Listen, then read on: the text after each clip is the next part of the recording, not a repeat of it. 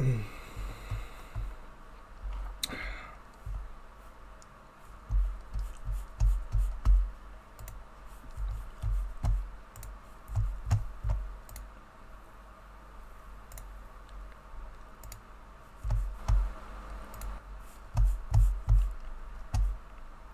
know,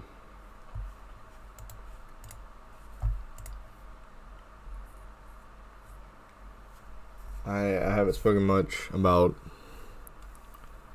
um, my relationship with my ex. Um, I'm, at the moment, I can't sleep. I've now been up almost 2 days. I just can't sleep. I've tried forcing myself to, and I can't. It's been almost physically impossible. And having to be around said person while I'm at my best friend's house makes it worse, because she finally let me know today that she was moved on, and that she wasn't going to give me any more chances to pretty much not argue with her. Even though I haven't been in a relationship for 10 years, I don't know how to communicate correctly. And when she would criticize me or point something out, I would get defensive. And instead of clarifying if she meant something a certain way, I would fill with my emotions before I would think logically and ask her what she meant, or ask her to explain. And I'm not the same person that I want to be. And it's making me really hard to it's making it really hard to be myself on a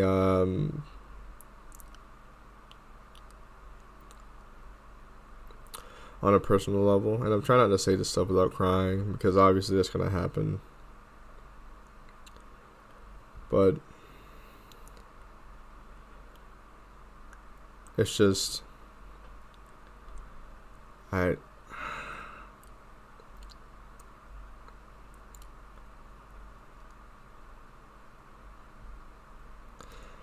got out of a bad relationship because she helped me out of that bad relationship, and I gave her a roof over her head. And you would think online couples meeting each other, to get married and having kids,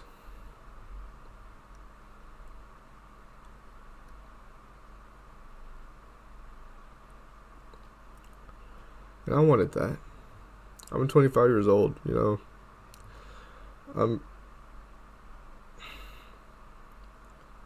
don't have a job.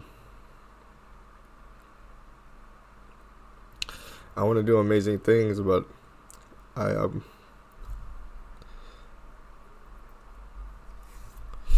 sorry, I'm crying, guys. I want to do amazing things, but I feel like I've been messing up so often, and it's been affecting me, because I had her come pick me up. We acted friendly in the car. I bought her food, got her favorite things that she wanted, surprised her with her Java Monsters that she liked, got her some snacks.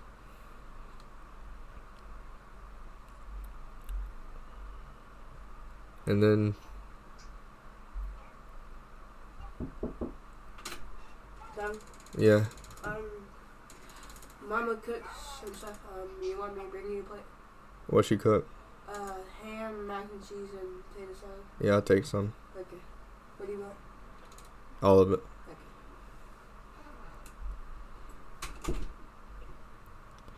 Sorry guys, my little cousin came in. My aunt's making food. But I just I'm crying right now. I had to wipe my face. He said that he couldn't see that, but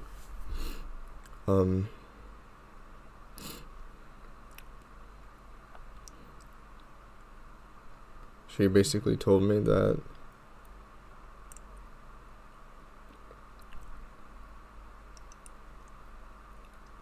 she gave me enough chances, and now I was tearing her apart.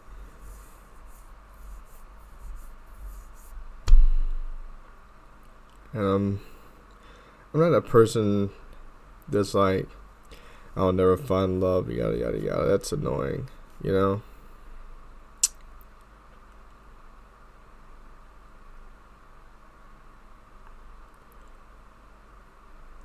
But we have someone who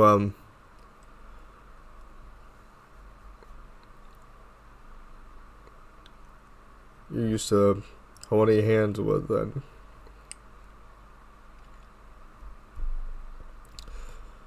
and but guys, we're used to hugging someone and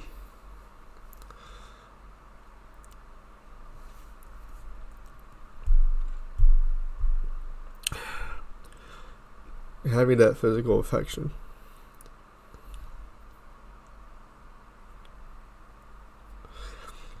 That goodbye is a lot harder.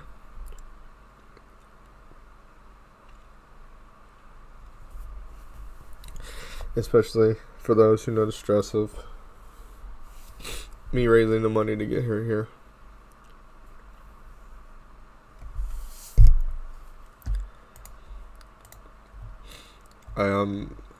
A part of me feels like I was robbed from all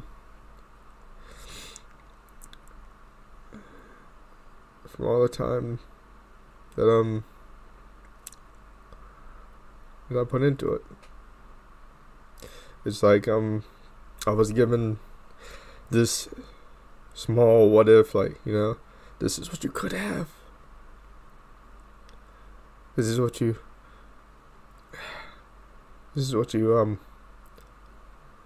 could give you, you know?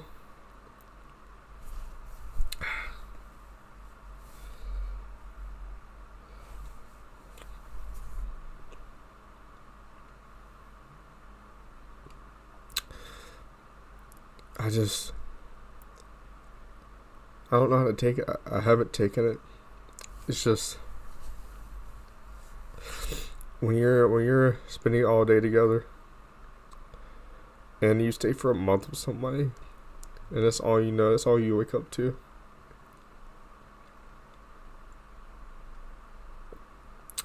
And then one day they're telling you that it's over.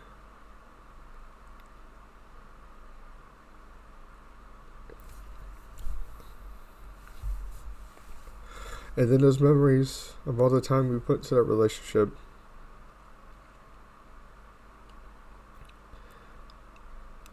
it just hits you like a freight train.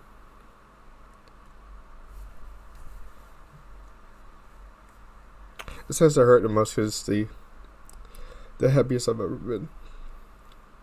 And it was just taken away from me.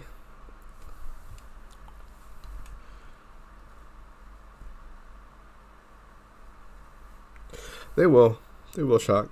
Or Chak. I don't even know how to say your name. I'll just call you Cha. They will. It's just, I've been holding this in and not talking about it. I haven't been crying. It just, I don't want it to be real.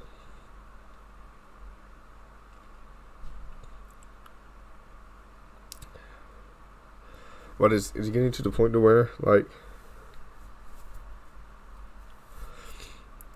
I had someone there that could,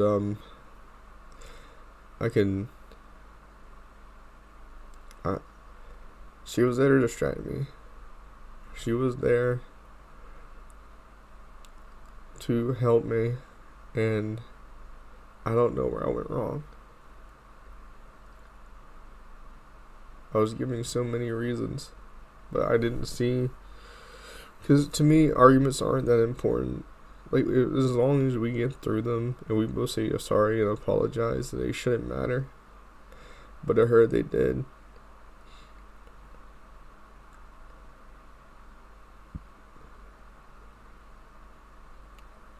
And that's what's hurting me the most.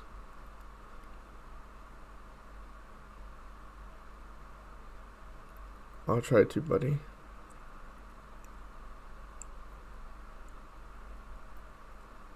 It's just I'm trying it hard not to lose control every time I think about the situation.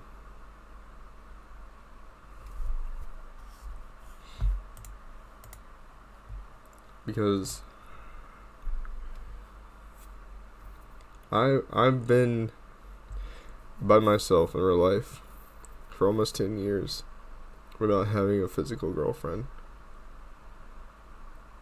Because of this situation.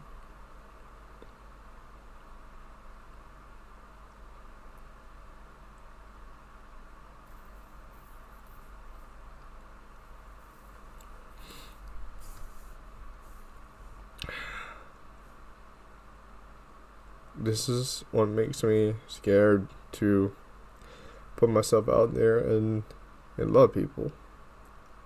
Because for the first time, I put my all into something. And now I'm crumbling to pieces like a puzzle that's just been left in the rain. And it's just, I can't find myself. I eventually will.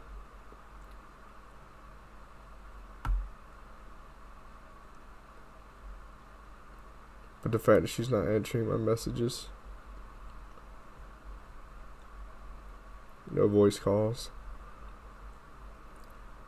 but I still have to cross her path every time I go visit my friend. And it's just gonna hurt the most.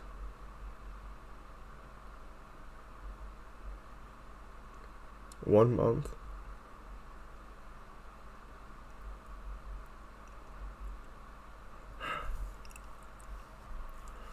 One month.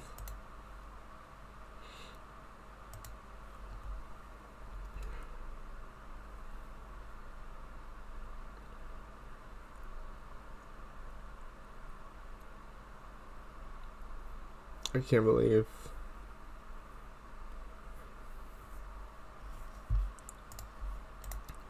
and I'm sorry if this isn't the stream that you guys wanted, but as people that watch my channel and stuff, you know, I wanted to speak to you. Because as you guys find comfort and laughter in me, I find comfort in you guys and telling you things.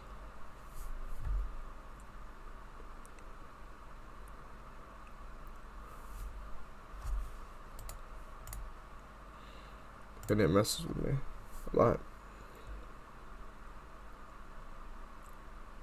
That I'm going through this.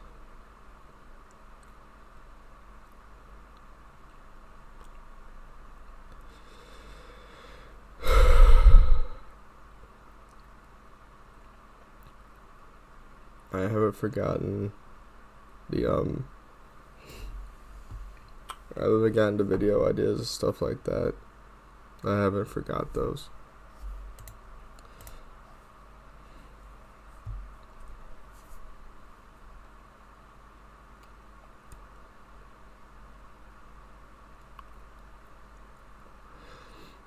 I just I feel like I failed. And I did. I got comfortable.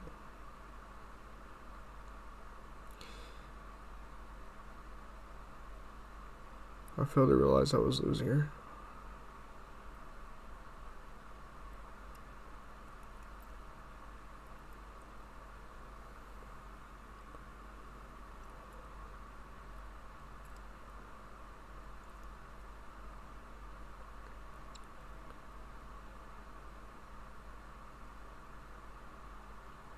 now she's probably found someone better.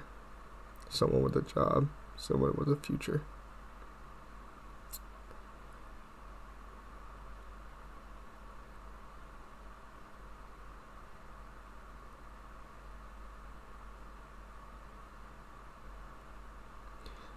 Crazy part is she doesn't even miss me.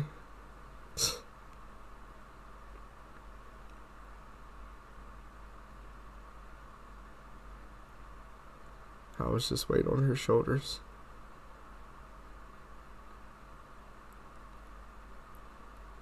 Because this is how it's been for all my relationships.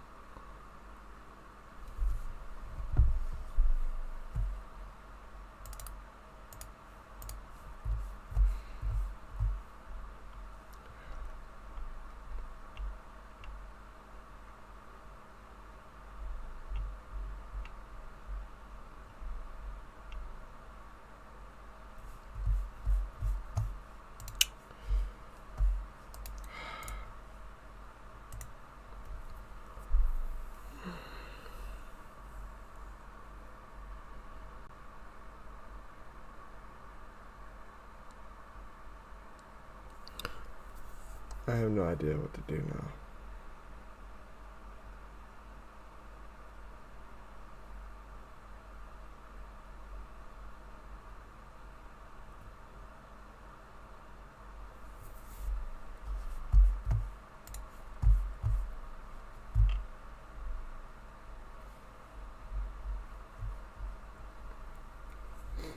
Okay, Amanda.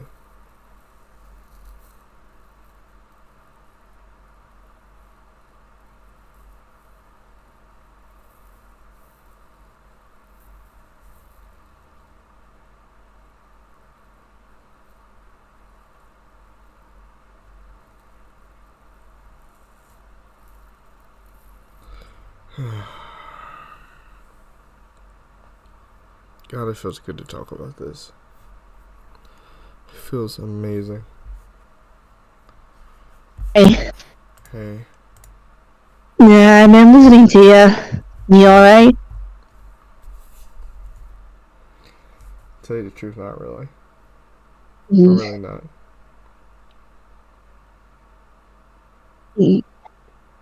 Yeah.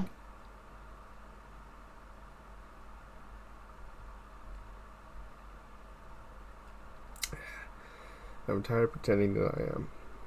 And what hurts the most is when you're breaking down over someone when someone else is having the time of their life.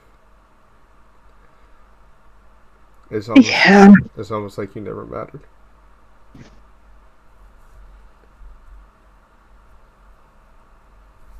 Yeah. And that's how it felt, because she told me that it hurt for the first few days, and after that she was relieved that she didn't have to deal with me.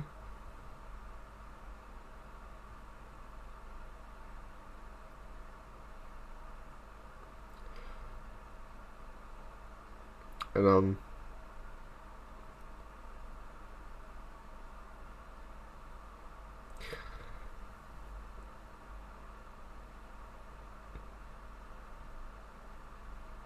It just doesn't feel right. I don't feel like me at all. I don't feel like voice box money. I don't feel like the guy who strangles people in angel dust, the guy who voices Alistair is funny with him. I don't feel like the person that I built myself up to be. Well,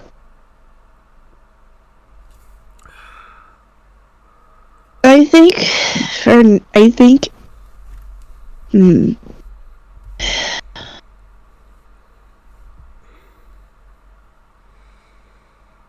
now, I think it's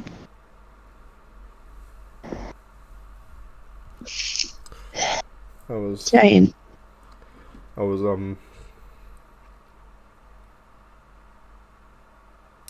And I hate to say it, a part of me feels used. Yeah, it Because does. I feel that if it wasn't for me, and if it wasn't for the people in here that I helped out, she wouldn't even be here. She would still be stuck in that same place that she was stuck at. Yep, that's true. Yep. And then for her to say that she doesn't love me like she used to.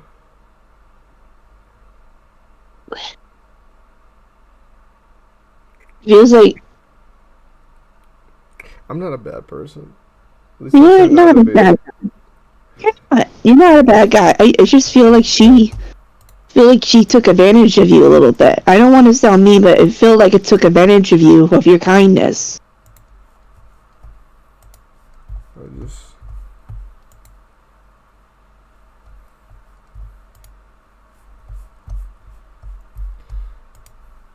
Sometimes I feel that way too. I think Like she played. The one thing with me. Is that my coping mechanism?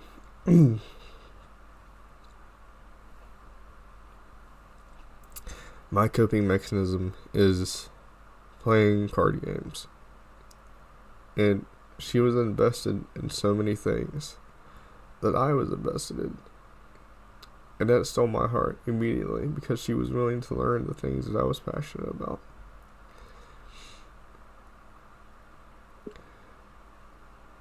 And I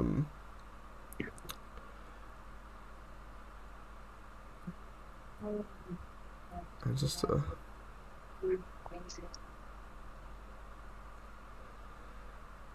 I fell head over heels for it. At first, I didn't even know if I liked her because I had just gotten out of a relationship, not even like half a month earlier, and me and her had kept talking, and I knew I was just gonna fall for her, and it was just gonna be a rush into the relationship. And it's not because I needed someone to fill a void. No, I'm not that type of person. I'm good on my own, but it's just felt nice to have someone with you. yeah. And we talked all the time. And I helped her out with her situation. I helped her out of the place that she was stuck at.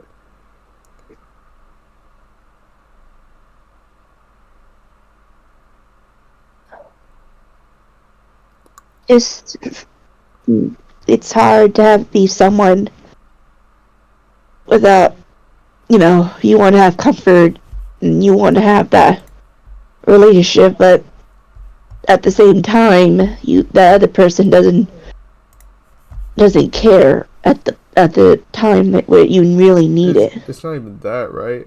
It's like Yeah. I was telling her what I missed, right? And that like I'm not gonna learn the first, second, third, fourth, fifth, whatever many tries, right? Mm-hmm. Like people are gonna argue. Every relationship argues. Like Yeah. everybody in a relationship argues. Yes, it can get heated. Yes, words can be exchanged. Yes, people can get hurt.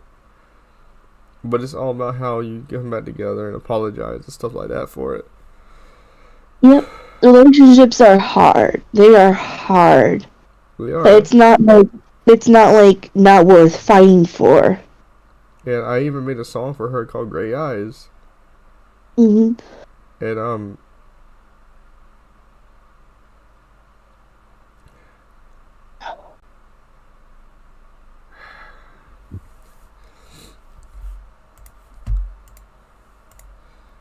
let's see if I can sing it really quickly.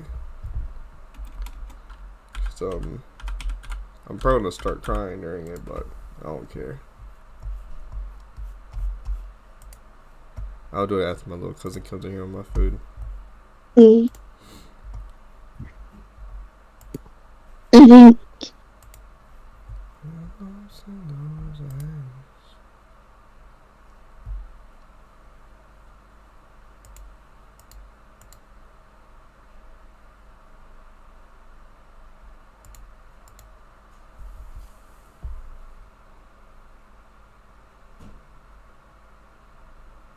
I'm waiting for him to come in here. I'm not sure if he is or not.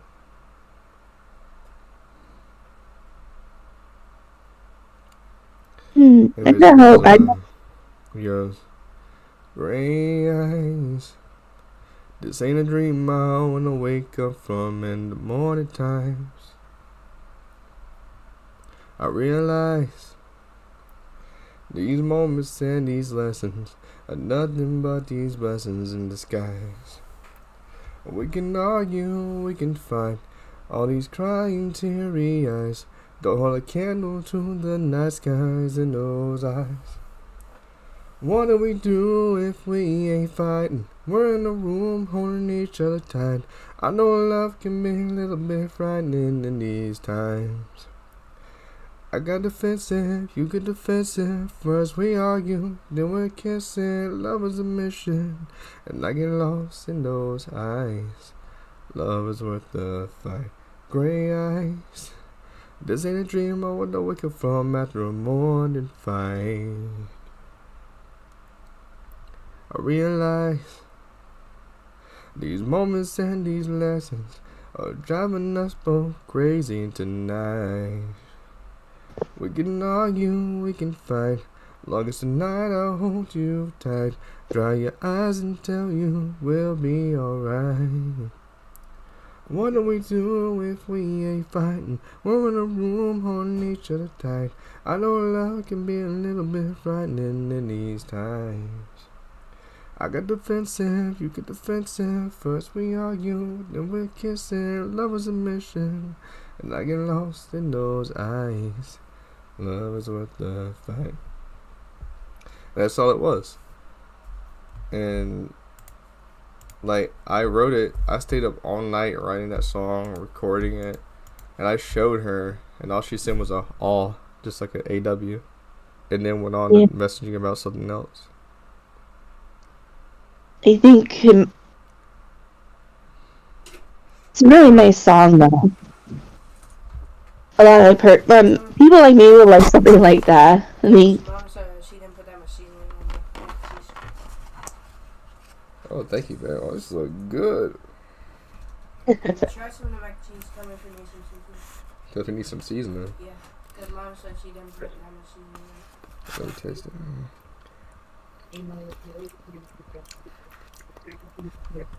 Give me some seasoning. Close my door. Huh? Close my door. Salt and pepper? Yeah.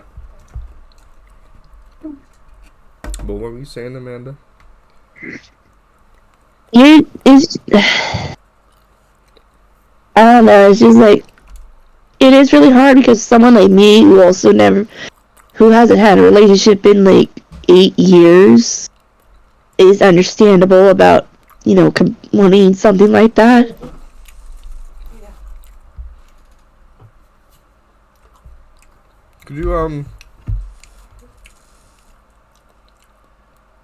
you bring me a cherry Pepsi out of the refrigerator? Okay.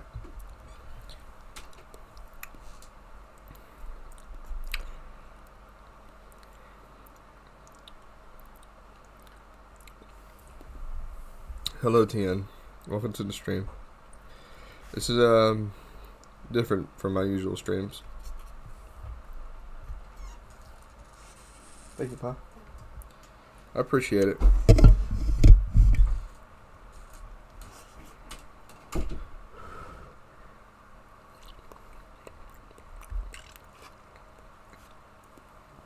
I'm finally eating something, at least. Yep.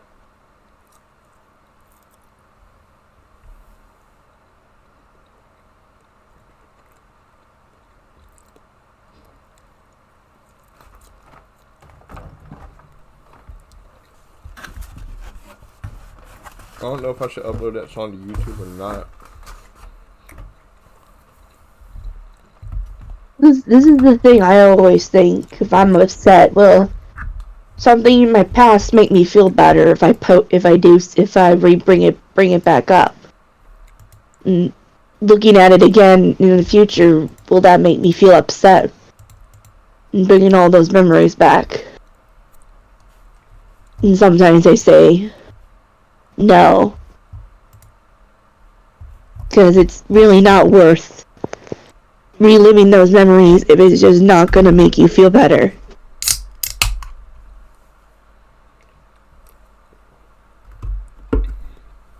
thing is, I've been through so many relationships, and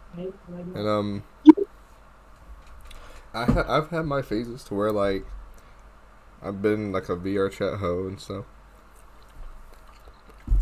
I mean, I only been into like 3 relationships in my life. You want to hear something funny about those things? Mm. I always someone told me to date them, and I always agreed without even like giving them an interest or giving them a thought. It's just like coming from a girl like me who had no idea about relationships or things like that, and I just went with the flow of it and not really, giving a consideration about what a relationship was or how a relationship should be. And now thinking about it, it was just like it was kind of an awkward situation where I just said yes, just to go along with the idea.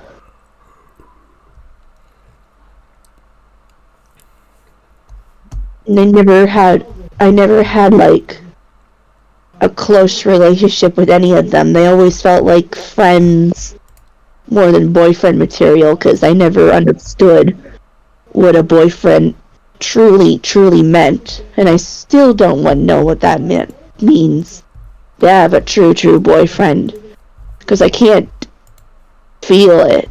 I don't know how to put it, but it's like that.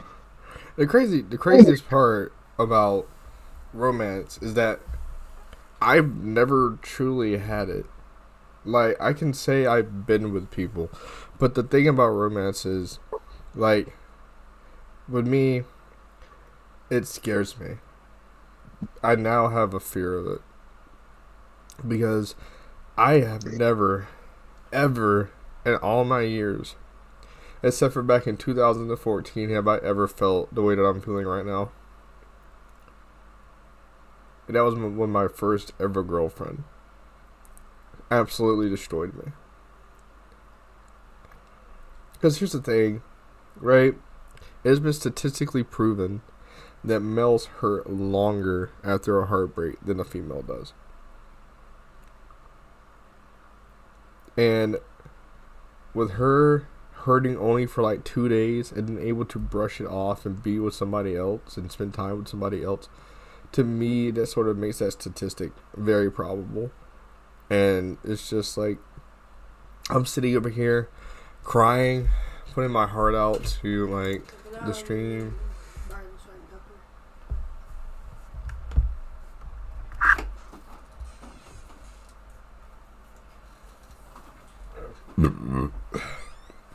Excuse me.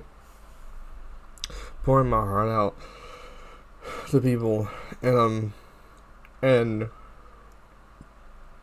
she's just over there playing fucking War Thunder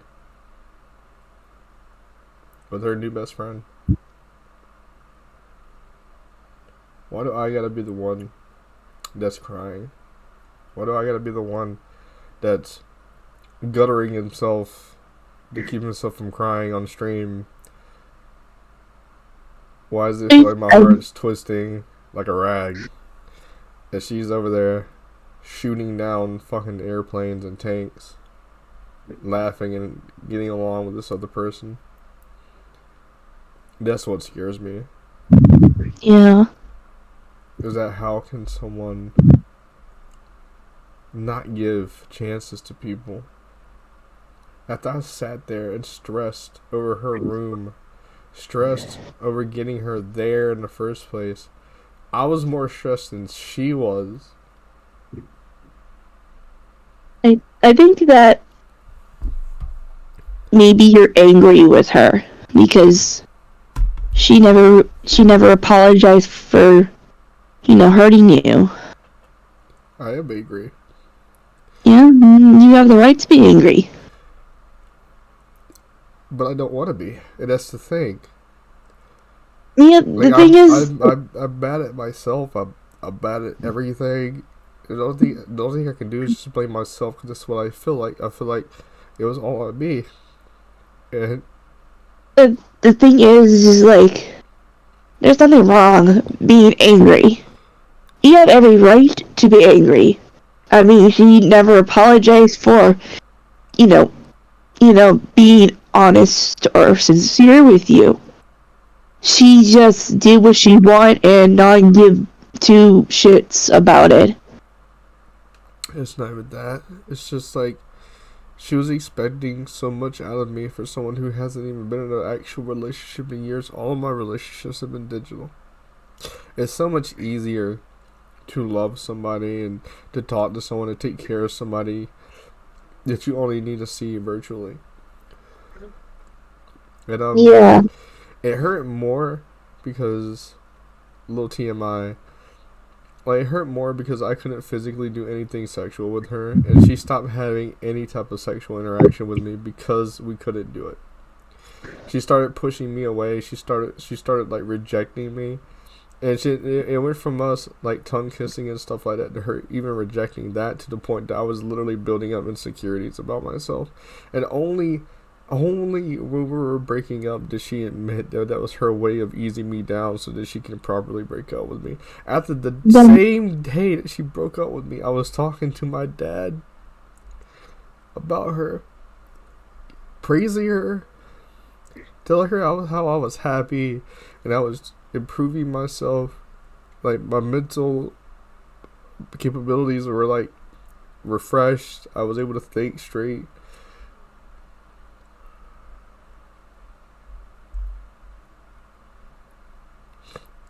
And then as soon as I told her, hey, I want to show you to my parents, she's like, yeah, I gotta tell you something. I was like, it's bad, isn't it? She's like, yeah.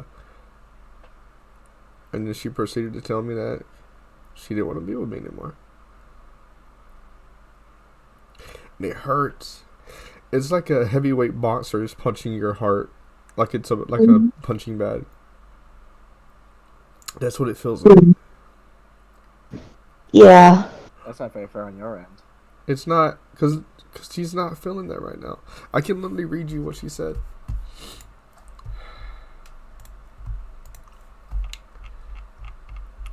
I said, because we were talking to Vince, she said, I don't really want to go into Vince to find out if that's alright. If there's something wrong that you want me to know, would it make more sense to let me know?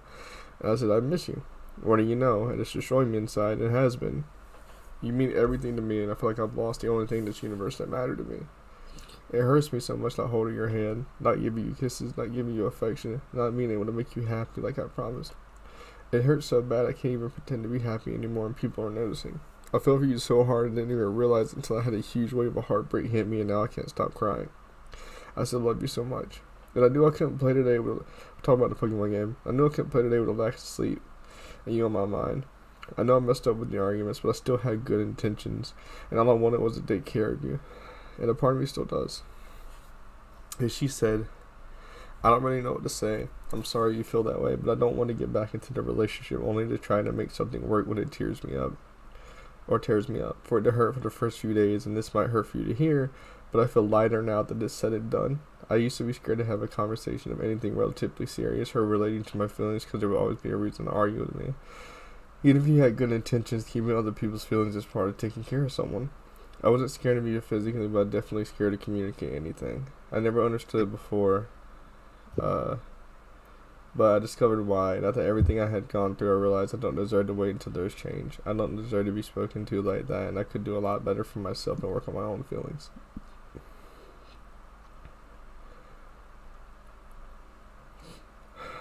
And these arguments, even though they weren't big to me, apparently they were big to her. And she just based our entire relationship and future off of those arguments. And literally just told me, straight up, I don't see myself having kids or being married to you. I don't think she had the willpower. Or she's just having those... I don't know. Because my family has arguments all the time, and It's not like the end of the world or something like that. I am not me. I'm really not. Like, it hurts. It hurts physically to even think about anything.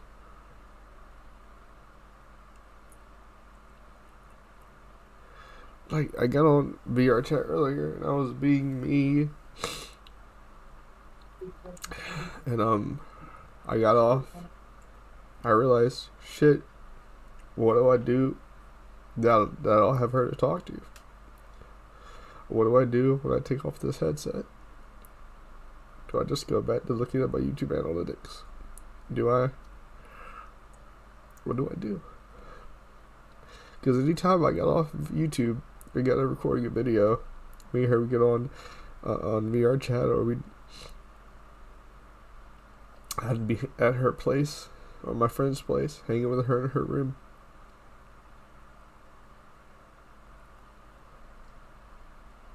And the thing about it is, I still had the video on my phone of us first meeting. Her getting out of her car and hugging me.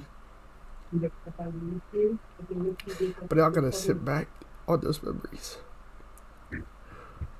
I gotta feel this every single day until I heal from it. Which I had fallen so deep in love with her. Now I was turning into a totally different person. I've never woken up and made anyone breakfast. I've never woken up and made somebody coffee. I've never woken up and taken someone to a coffee place just because I wanted to. I've never gotten up and with my last bit of money pay for somebody to go out to eat with me. I have never in my life done so much for a person when I have nothing. I can't even get a job. When I had nothing, I took my birthday money that I got from my fucking family to give her a birthday. Gave her something when I had nothing. And that's what hurts the most. You're gonna feel it sounds like she didn't appreciate you. Sounds like she wanted too much. And the thing is, I have so much on my shoulders. My sister gets mad at me. People talk behind my back. I can't get a job. And a lot of people are like, ask me how are you doing it. I'm just like, I don't know. I really don't. I don't even know if there's something I'm meant to do or meant to be. I want to do YouTube full time, but I don't make enough income off of YouTube to do anything full time.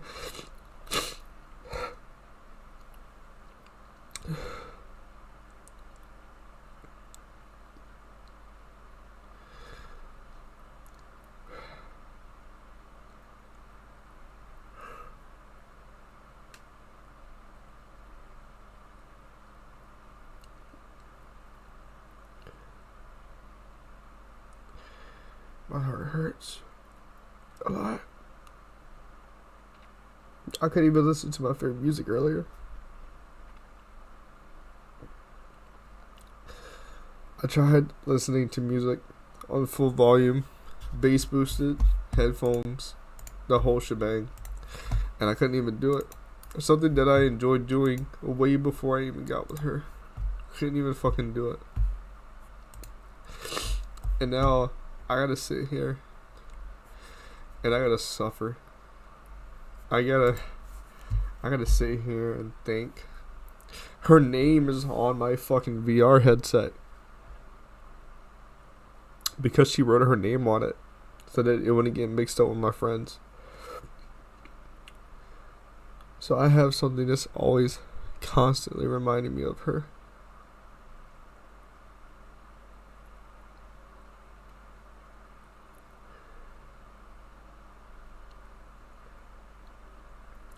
This is why I'm so scared to give myself to someone. Because over the past year, every time I've gotten with someone, it's always landed me in the same place. The same fucking place.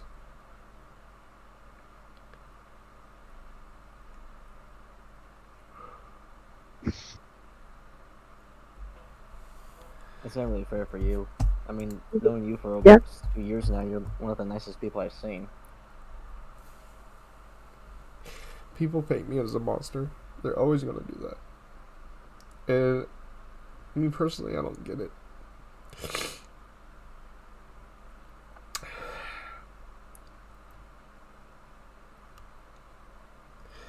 I just think this is just life's way of teaching me shit, I guess.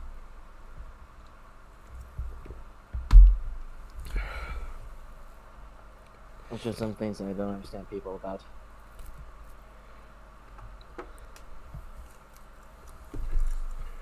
And then she got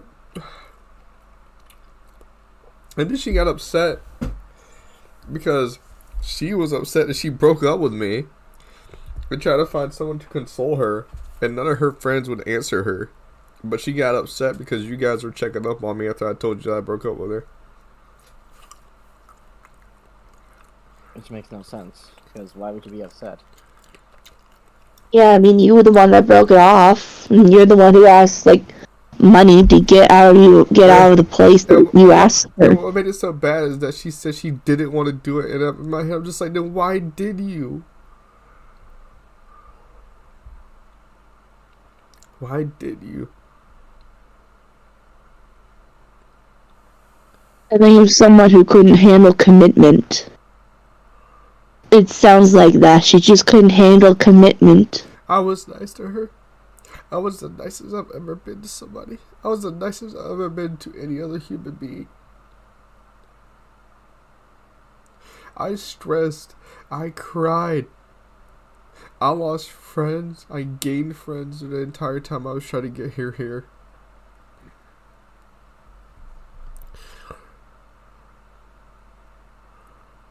And any tear that I cry, she won't make any sort of... It doesn't hurt her.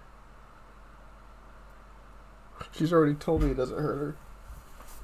She's trying to put the blame on you. That's why she's telling you this.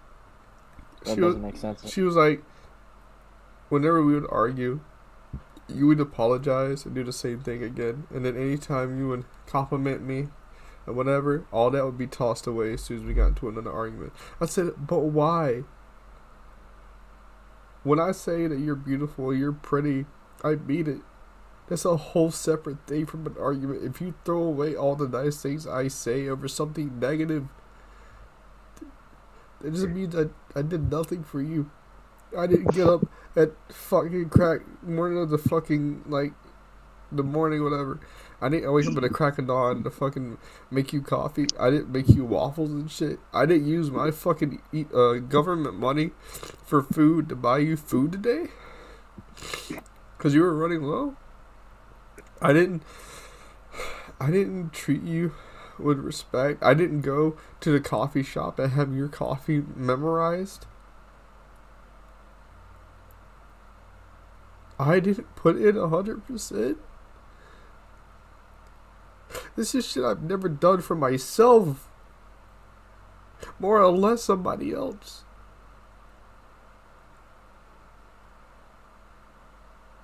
I was making her up with cuddles and shit, man.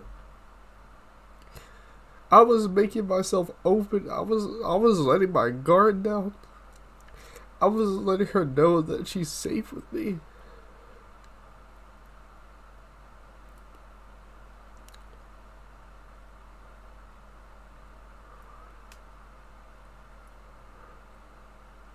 But why? Fucking why?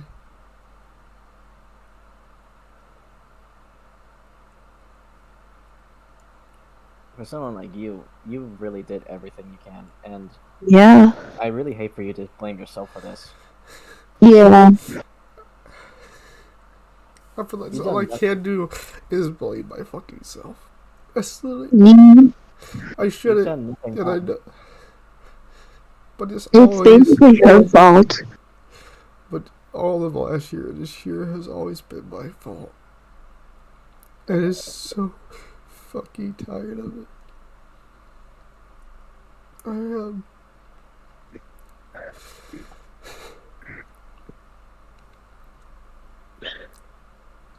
I'm tired of going through so much fucking pain. And I make people happy. I do these streams. I do these voices. I write these scripts. I do these ASMR videos. Just to make somebody happy. Just to help somebody sleep. Just let somebody else know that there's somebody there. Even if there's nobody sleeping in bed next to them, they can still hear my voice or my friend's voice talking to them over ASMR. They can interact with their favorite characters. They can do whatever the fuck they want with these characters. I do this shit because I know what it's like to not have like a personal connection to something.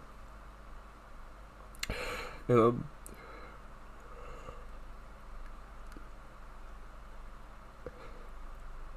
I just I don't know what to do. I really don't know what to fucking do. I can't get a job. I can't afford shit that I want to. Nobody's calling me back every time I fucking sign up for a job. The main person that was sending me money just up and blocked me one day, no explanation. Stopped helping me, stopped being my friend.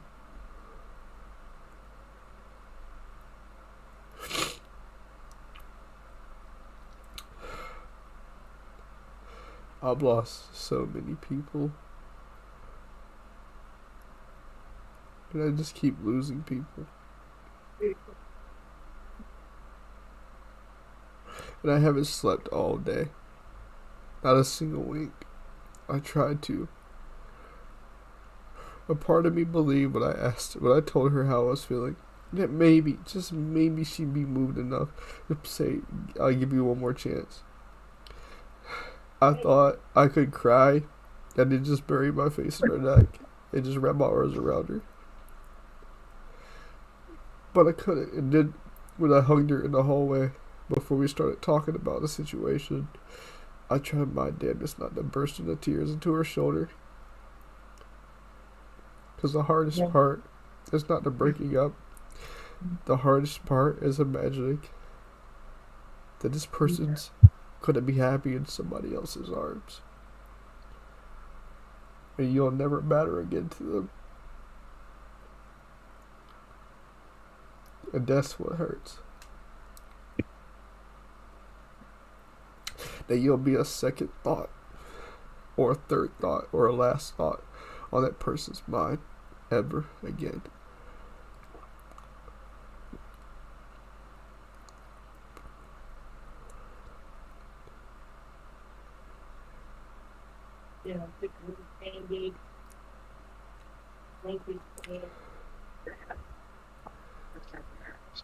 Now the things that I'm learning, it's too late for.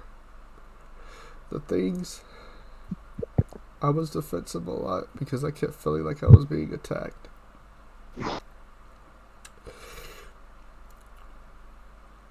But I feel like I'll never be on her mind again. We'll be friends. We'll see each other. I'll have to because she stays with my friend.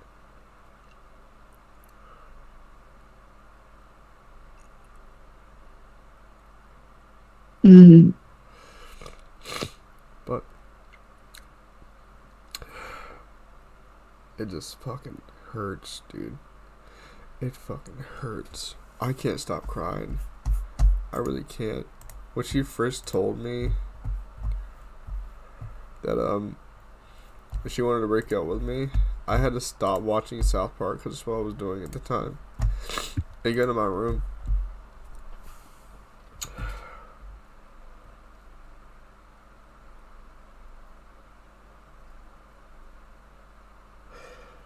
I don't have an interest in anyone.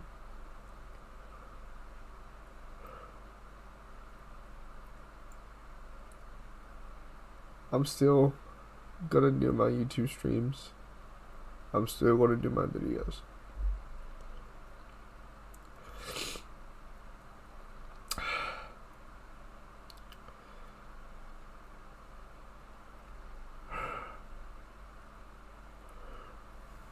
I just don't know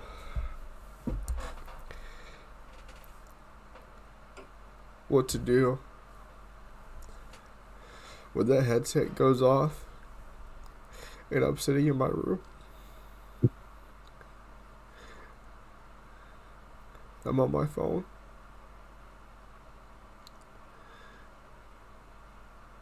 And she's not there for me to call.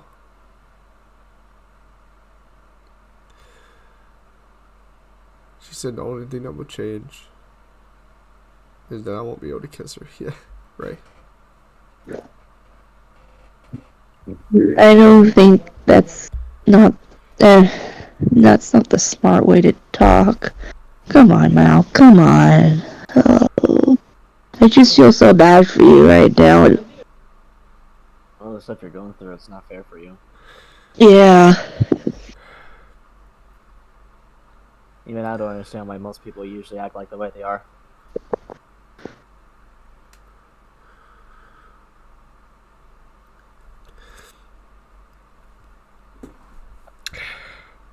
Dude, I think would be the best way, my personal opinion, is just to, when she does come over, when you do see her, just kind of ignore her. That'd be like what I would do. Just ignore her. I can't. Try not. I can't ignore her.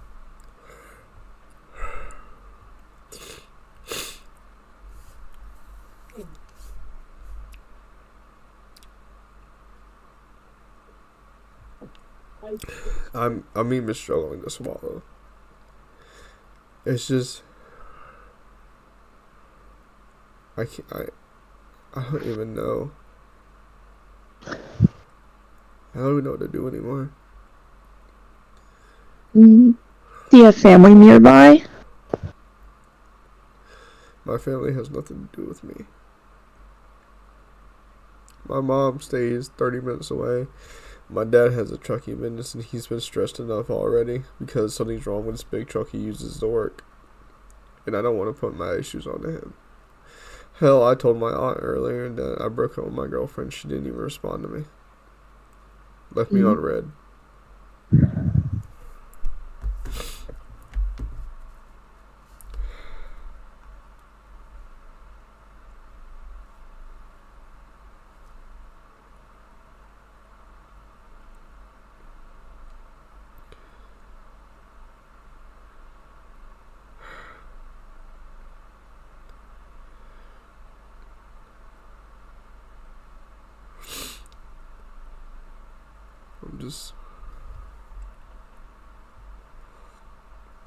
I don't know what to do.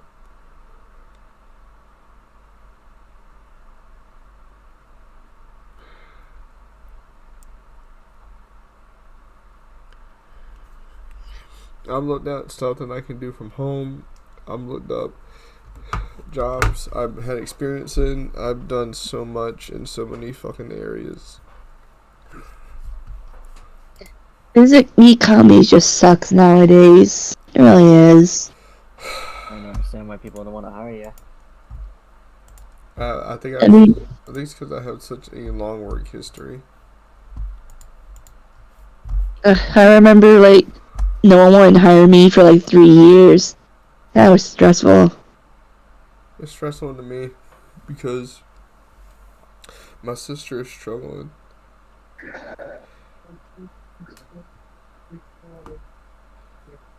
My sister's struggling financially. She's having to pay for all the bills in the house by herself.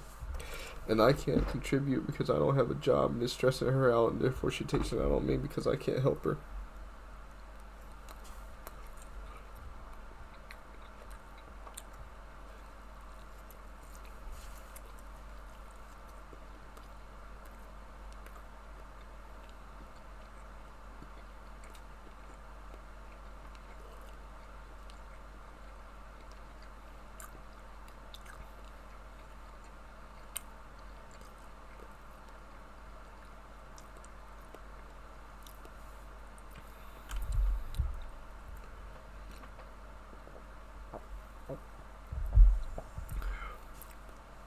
I'm sorry, I was eating something. It's fine. It's okay. Take your time. I haven't eaten anything all day, except for this morning, which was some dino nuggets.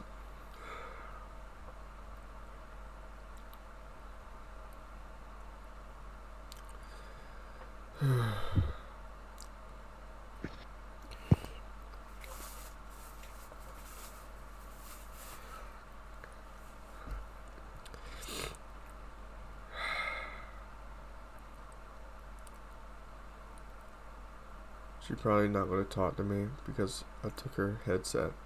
I took the headset back.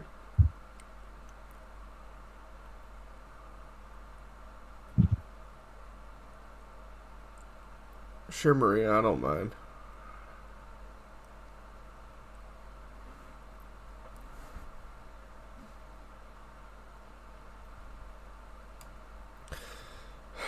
God, I'm glad I did this because this has been on my shoulders a lot for the past 2 days.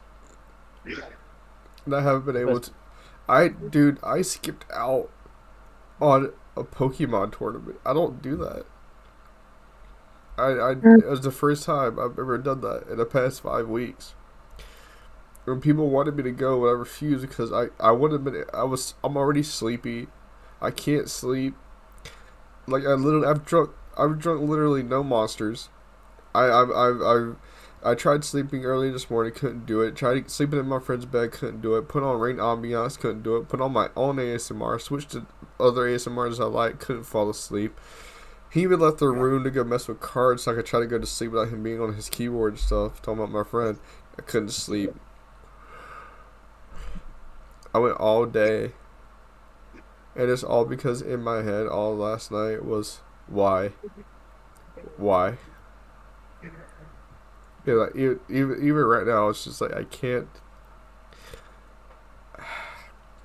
focus on anything.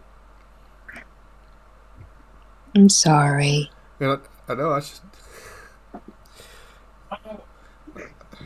There's just a steady stream of tears going on. Don't worry, it's okay to cry. Yeah. It's alright to let it out. There's nothing to be ashamed of. Everybody cries. Yep. Even I do. I am right now. Aw. It's just Too bad I can't give you guys hugs. it's okay. Then again, that's a bad idea. I'm sick. I don't mind. I can hardly get sick. Plus, like usually I'm ugly crying. Oh. I look like a demon when I'm ugly crying. Aw.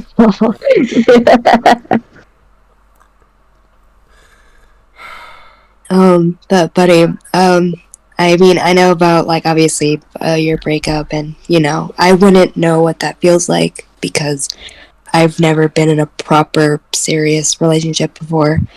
So, you know, I wouldn't know what to do, but all I can say is that with time, it'll get better. I know how to get better with time. Mom's gonna. I know how to get better. It's just like in the moment, like as it stands, like I got broken up with because I kept defending myself in situations to where I felt it was needed. And I already have a bad thing when it comes to tones because I'm autistic. So someone can be using a tone of voice that sounds happy, but if someone makes a face that I think is angry, I'm going to perceive what they're saying as they're angry at me. And therefore, I'm going to protect myself. I'm going to go into that defensive mind state, like, why are you mad at me? Why are you attacking me? And it kept happening with her. And, instead of letting me grow into knowing how to stop it, she stopped giving me chances to learn because I haven't been in a relationship in over 10 years. She was the first person I've ever been with physically in all that time.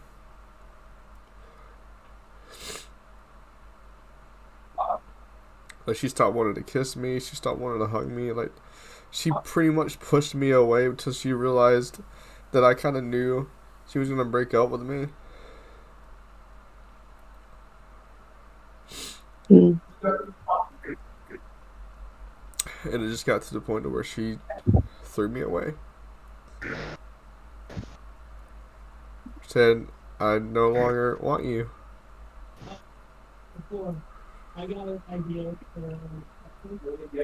I'm pretty sure that stung a lot. Yeah. Yeah. And I went through so much just to get her here. When she was stressing me out with that Kansas stuff, I could have left her there. I could have. I could have said, not my circus, not my monkeys. I could have literally just told her, I don't want to deal with this. But me being the person that I am, I'm not going to let somebody suffer and be drained of all their cash and be stuck with a $1,200 apartment and have nowhere to stay. Mm. Well, I feel like you did a lot of good things for her. Yeah. I mean, you got her out of a situation, literally.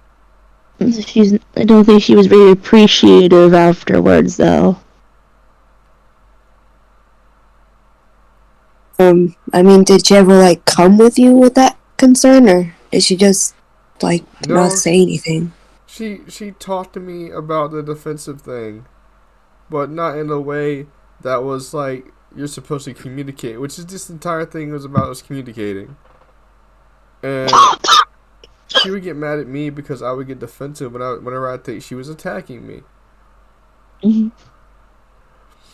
And so I guess she got tired of me defending myself, but it didn't need to be done. But when you if I'm talking to, let's say, to Colin, if I'm talking to you about something, right? Yeah. So let me give an example.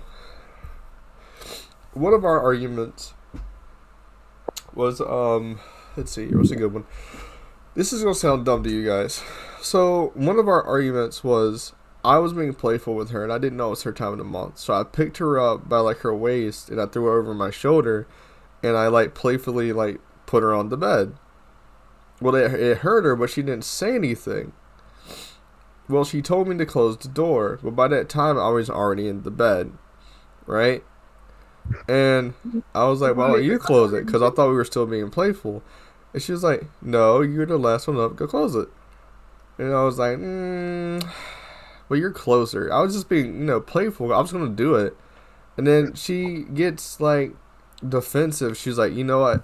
You know I can literally kick you out of this room, right? And I was like, well, because still being playful. I still thought she was being playful. I was like, well, no, technically it's, Jesse's room. You can't really do that. And then she was like, are you fucking serious right now? Are you really doing this? And then I was like, are you mad at me? And then she grabbed my phone and she said, okay, if you don't go close that door, I'm throwing your phone. And I was like, and I literally said, I didn't even say I'm not. I just said, please don't. And then she throws my phone.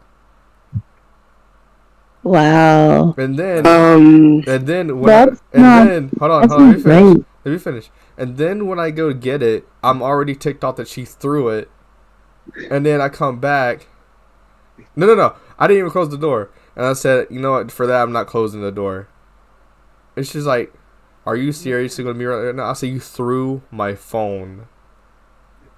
She's like, are you serious? Is this what you're caught up on? I was like, yes. And then she walked out the room into the bathroom for like 30 minutes to cool down. Yeah, that seems a little unreasonable on her part. Definitely. I mean, if I had like my time in the month, I mean, just throwing your. I would have told someone. Like, she literally threw my phone. I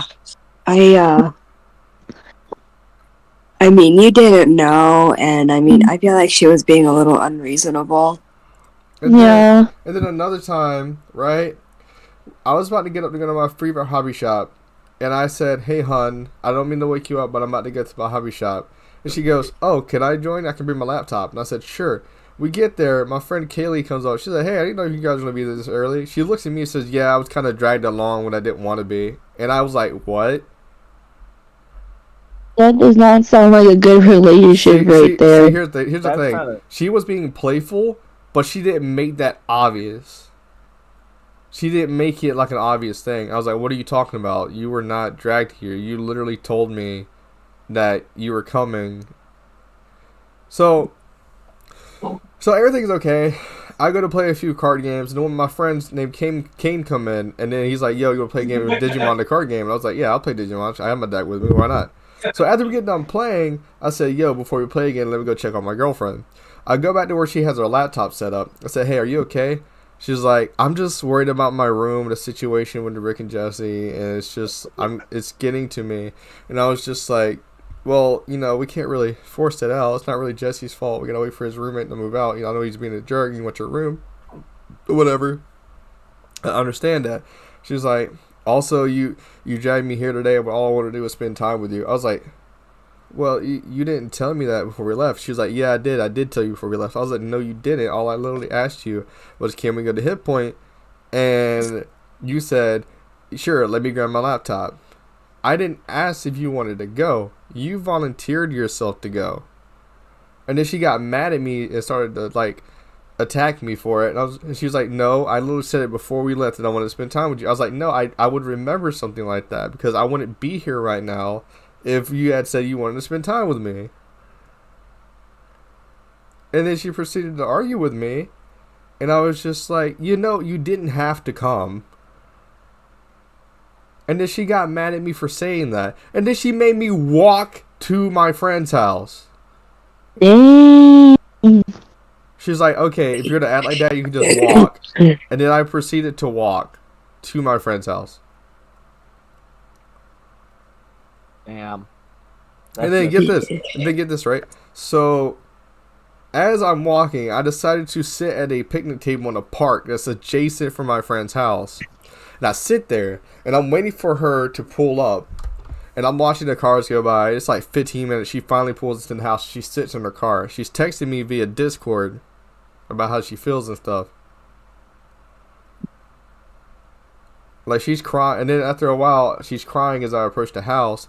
I go in, put everything down. Like, I stretch, whatever I need to do. I go outside and try to talk to her. And I'm like, hey. She starts saying this a bunch of stuff about, like, how I'm not listening to her. That she feels like her stuff isn't being validated. And, like, how I'm not listening to her and stuff. And I'm not really getting the point. And then she was telling me to get out of her car. Even though I was just saying, what did I do? Like, I'm trying to understand, and you keep trying to push me away from understanding because you think I'm not listening to you. And then she was trying to get me to see the reasonings why I was, I guess in her way, not listening to her. But I was like, I still don't understand. You're not explaining. You're using your emotions to explain something to me when I'm not getting what you're saying. And then she tells me to get out of her car in a very angry tone. She's like, get out of my car. Get out my car. Right now. Get the hell out of my car. And I'm like, okay. I was just trying to understand. And then I walk back inside. And then every 15 to 20 minutes, I would go outside to check on her. And she was just on her phone. In her car just crying. And then she yells. As I go to check on her again, she just yells out, I wish I would have stayed in Utah. She didn't really explain what's going on. She just yells. So she was trying to explain to me, but this whole thing it stemmed from her lying about me dragging her to that local hobby shop. She's making you sound more like you're psychic. You should read her mind, even though you. Yeah, I hate people like that. Like, I can't read your flippin' mind. You need to tell me what's wrong. And then, like, she got mad at me because, okay, get this. She got mad at me because of Raven and Kyle having issues with me, but we were all chill. Like, we were just having a discussion. And she realized Raven wasn't friends with her on Discord, thinking that she had blocked them. She calls me a dick out of nowhere, saying that I caused her to lose friends. When the only reason they weren't friends is because they had left the server. And you know how you can't talk to people unless you share a server with them or unless they're added? That's what was happening. She wasn't blocked. She just didn't have Raven added. She was only talking through Raven through the server.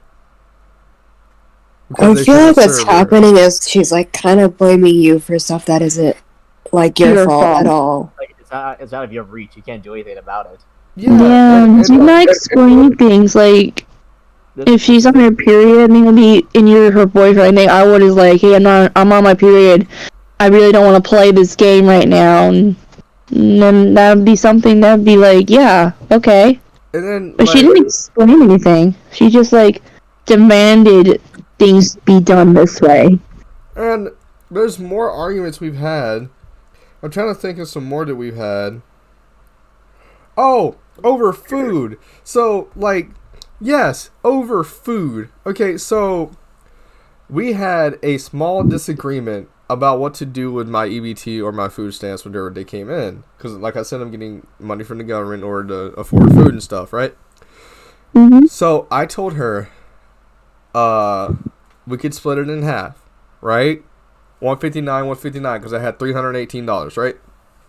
Mm-hmm. So I ended up, she was like, okay, we're going to take this money and we're not going to spend $100 on snacks and we're not going to spend $50 on snacks.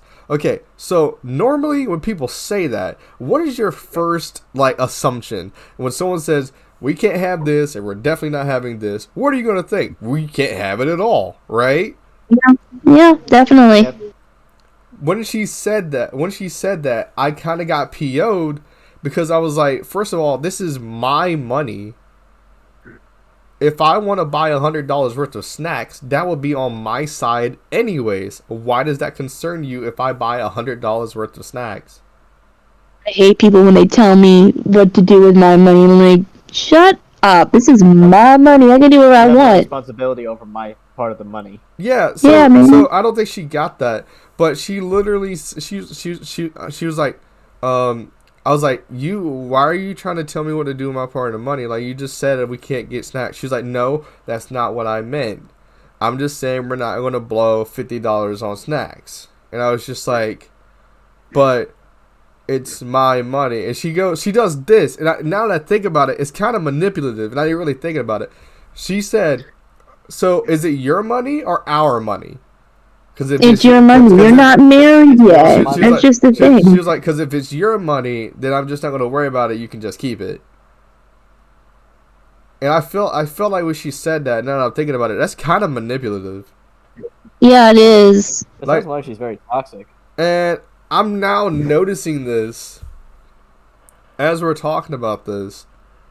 And none of these issues are my fault. They're not. It's mostly her fault. If you ask me, this is more like a toxic relationship. She's definitely feels like a toxic relationship. Like, she's trying to be the more dominant.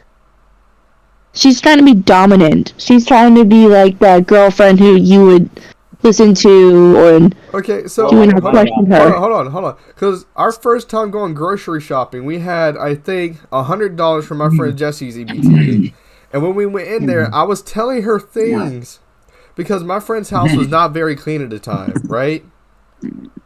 So I was telling her I don't know if the oven's clean. And she was freaking out because she was just like, well, we can't get lasagna. What else can we not get? Then she went to a full-on breakdown saying that she wished she would have stayed in Kansas, that she just came into the same predicament, same situation that she just left.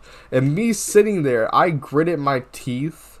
Because in my head, when people say that, I'm like, are you comparing me to the person that left you with a $1,200 fucking apartment in the middle of bumfuck Kansas with no one else to help you? Did that not matter? I feel like she's just. When you say that, it felt like she was being a Karen at that moment. Like, literally, she went on this whole spew.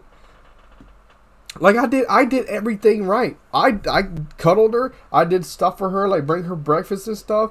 I showered with her. I did her hair and shit. I fucking like reminded her to brush her teeth and stuff. Like when I did it, because I know sometimes hygiene's a big thing that people with autism like miss. And then like No, no, no. I didn't even do shit. What the fuck? Now that I'm thinking about it, I don't think you did anything wrong. Yeah. Wrong. To tell you the truth, I think you're better out of that relationship, man. I mean, That sounds like a toxic relationship hold I on, ever hold heard on. of. Let me keep thinking here. Because the first relationship we ever had was over Pokemon, the card game. And she kept saying that she wanted to build this deck that I initially had already built. And I'm trying to give her suggestions on how to make the deck better because she kept losing to me, and she was like, I don't know how to make this deck better. And when we tried to look for suggestions, she's like, I don't want suggestions from other people's decks because I want to make this from the ground up. I want to make it myself. And when she said that, I was like, I have more experience in this game. I know what I'm doing. Let me help you. And she took that as, you're saying that I'm not able to think for myself, and that I'm not capable of doing this, and that I should just let you do it because you know more than me. Oh, come on now. I mean, even I know this. If I played a new game, I would have someone who's more experienced helping me, because it's just like, come on now. Someone's right there who knows how to make the deck. I don't know what the fuck I'm doing. Like There we literally, go. like literally, I played this game for 2 years. I've won, let's see, I won my first tournament, I think 2 months ago. Yeah, I won my first tournament 2 months ago playing this game. I come in top 4 every single time out of like 20 to 30 people who play this game in my local shop. And you're telling me that you don't want any advice, want my opinion on the deck that I originally created for you to play, that you love. She acted like I didn't recreate that deck 3 times. No, 4 times given the new stuff that just came out 3 days ago. Girl be lazy.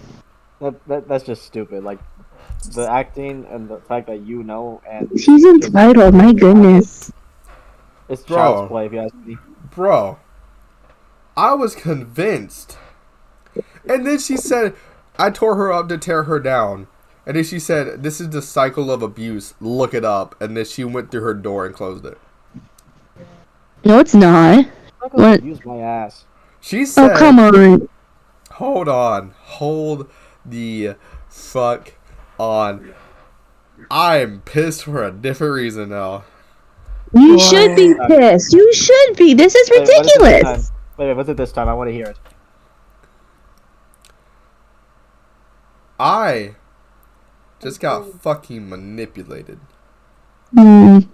So fucking hard. Because I'm thinking about all these arguments. Hold on. Let me be clear with these. Because I don't want to lie. I don't want to be a liar. Right? Yeah. I don't want her to be like, I never did that. Let me see if I can find some of our past chats real quick. Let me see if I can bring up a snippet of maybe that phone throwing incident. I'm pretty sure we messaged about that.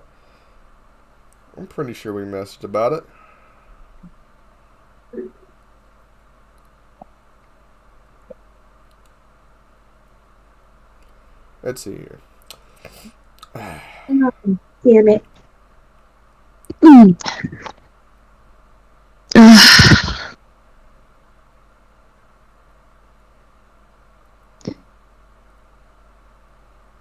I rubbed my eye too much.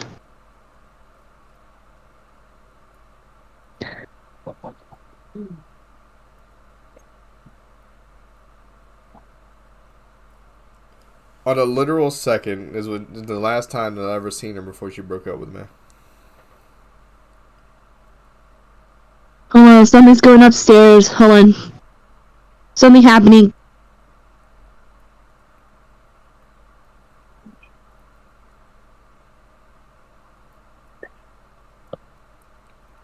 Like literally on the second, right? I messaged her, afternoon, my love. Thank you for being the most honest, amazing, beautiful, sexy, funny, caring, and all-around fantastic girlfriend. Ever since you got here, I've been the happiest I've ever been in my life. And if I had to do it all over again and meet you all over again the same way, I have no problem with it. You're the one I want to be with forever and ever. You're lucky I'm not there right now to call you the fuck awake or whatever. I love you. Happy birthday. I would send her stuff like that.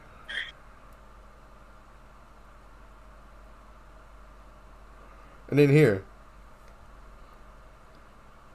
Like, let's see here. I'm trying to find the arguments.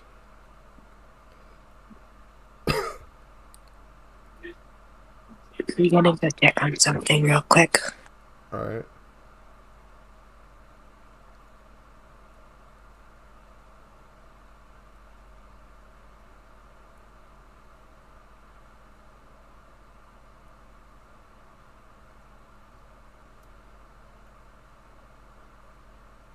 Okay. Alright. Here we go. You guys listening? I'm here, man. March 11, 2023. I'm at the park across the street. What do you mean? In front of the church to the right. I'll be okay. I just need a bit. She hits me with a K.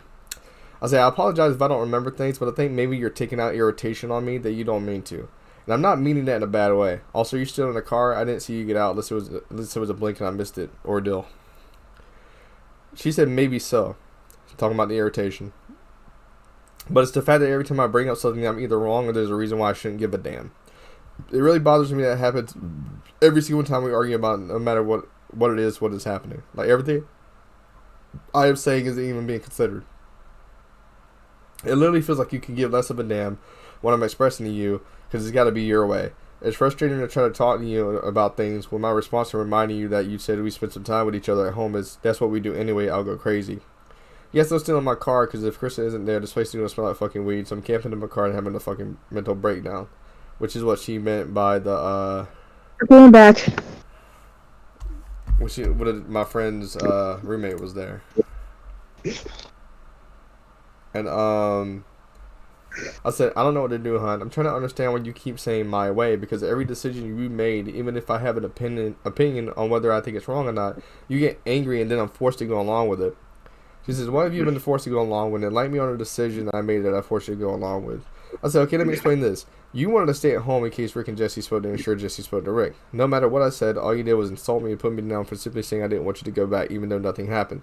The real reason you wanted to be there was to be petty towards Rick, and even said it yourself after the argument. But even though I didn't want you to go back to Jesse, I was forced to deal with the fact that you were going to, and that what I said was not going to be considered nor acknowledged after you had made your mind up, and you made that very clear. She said, I told you I didn't trust Jesse to tell me the truth. That's not petty, at least in my eyes. You also were trying to convince me to just go with you instead of allowing me to make my own decisions.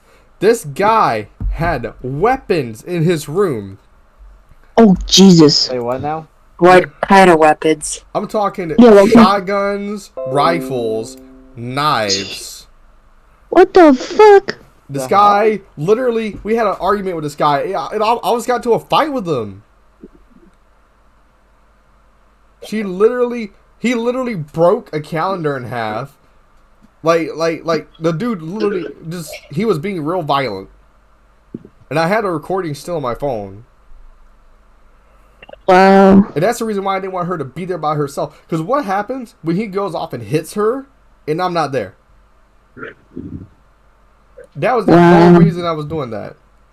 She's like, I told you I didn't trust Jesse to tell me the truth. That's not petty, at least in my eyes. You also were trying to convince me to just go with you instead of allowing me to make my own decisions. Her decision was that she wanted to stay at my friend's house so that she could be petty towards the person that was in her room, just in case Jesse kicks him out. What? Seriously? And the original plan was me to stay the night with my friends Kaylee and Lonnie. That way I don't be over there to start a fight. But she said, the original plan wasn't even for you to stay the night with me. You asked me to come get you, which is true. Because I had a sneaky suspicion. But for some reason you were sitting here thinking that my decision over to spend the night is up for you to choose. Which blows my mind that you were using that as an excuse to say I forced you. I also told you I understood your reasoning and I did not sit there and insult you the entire time. Okay. But if it was okay for me to stay with her Why did she suggest I go stay with my friends?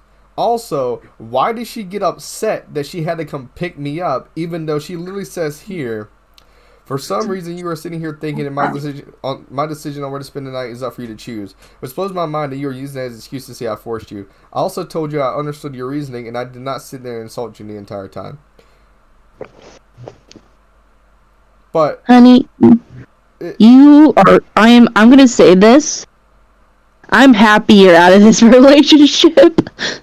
But what doesn't make sense to me? Hold on. You also were trying to convince me to just go with you instead of allowing me to make my own decisions. When you are in a relationship, it is a two-way communication. Definitely. When you say my decision, that's not inclusive. That's not taking someone's feelings into consideration. I mean, if I was with you and there's a guy with guns, I go with you. I'm like, fuck this shit, I'm going. I'm not gonna be dying. Fuck this guy, I'm going with my boyfriend, fuck this, no way. And this is what it says, right? I said, well, I felt like it, and I'm sorry for making you feel that way. I'm just bad at being honest about my feelings to you because I don't want to hurt your feelings and get you mad at me. But it's like everything I've done so far has gotten me yelled at or started an argument that I don't even know what I've done half the time. And I said, that shop is where I go to cope. My own safe space. Maybe yours is at Jesse's. And she goes, and yet when I asked you to spend some time with me like how we used to, your excuse as to why you don't want to is because you'll go crazy. Shit's been crazy for both of us, and I get that. I would say, okay, now you're misinterpreting what I said. I said, all we do is the same things. I play the game, you're on your laptop or TikTok. It gets repetitive. I want to go on walks. I want to do other things. I don't want to just be in a room all day. I could do that in my own house and stuff. And she's like, I told you we've done things your way for the past 4 days in a row. I just wanted to watch a movie and relax for the day, but instead it's your way or it's fucking wrong. I'm understanding. I'm impatient. I was like, we've also dealt with Rick for the past 4 days, which is true. Those 4 days that she's mentioning was us having to deal with this guy named Rick. You know where we were at for 4 days? Where were you? 2 of those days, we were at that house, in my friend Jesse's room, chilling, doing nothing, right? The 3rd day, we went to Hit Points, which is the local hobby shop that's near me. We chilled out. Mm-hmm. That night, we spent the night with our friends Kaylee and Lonnie. We went over there. We had fun, played games, played Pokemon. She fell asleep on the couch. That next day, we went back to my friend Jesse's house. Then we went back to Hit Points because she didn't want to have to deal with trash and stuff at Jesse's house, so she drove down. Right? Yeah. So she spent time on her laptop in the back corner of the retro gaming section while I played games with Lonnie. We were playing Magic together. She says, okay, hun, I'm about to go home, whatever. And I told her I would go home with Lonnie and Kaylee to avoid conflict. Yeah. Something kept telling me, like, what if she gets hurt? What if he starts shooting something? What if he tries to stab somebody? That went through my head. Whether it's called overprotectiveness or just like a psychic intuition, for some reason I had to go with her. I would like that though. Like I would have the guy come with me. I would feel like a lot more safe than being alone with a man with guns and knives and shit like that. So here comes the manipulation. I was like, we also dealt with Rick for the past 4 days. She's like, I've shut my mouth when I didn't want to go simply because I wanted to spend time with you. And every single time, I said, you could just tell me you don't want to go, dear. And she says, I bring up the fact I want to relax. I was like, I told you this. I can walk down by myself like 3 times. You don't have to be forced to go where I go. And we can still watch a movie and spend time with each other. I just want to know why all of a sudden now you tell me this instead of just being honest with me and telling me beforehand. Because she's like, every time I'm honest with you, you shut me the fuck down and now we're having this conversation because I was being honest. Every conversation I've ever tried to be honest and tell you what I want, you told me some goddamn reason why we can't do it or why I'm wrong. I was like, because I keep defending myself. She's like, so then maybe try listening instead? I'm done talking about this. I said, but listening sounds more like you're attacking me. I don't know if it's tone or what, but I get defenses out of your response. She's like, again, another reason to ignore me instead of fucking hear me. I was like, hun. She's like, no, I told you I'm done talking because you're not listening to a damn thing I have to say. I was like, I've been responding to what you're saying. All you're doing is bashing me. I get venting. And she's like, you're responding, not actually considering what I'm saying. That's different. Again, I'm done talking about this. Are you going to respect that or ignore me some more? I'm like, I'm coming outside. Rick and Chris are on the porch. It didn't smell like weed, but he's indeed here. Pretty sure he's smoking right now. Stay in the car and just keep crying. Gotta let that stress out. I hope you're okay. I love you. I know you're going through a lot, but I love you. Come in whenever it's best. I just wanted to check on you.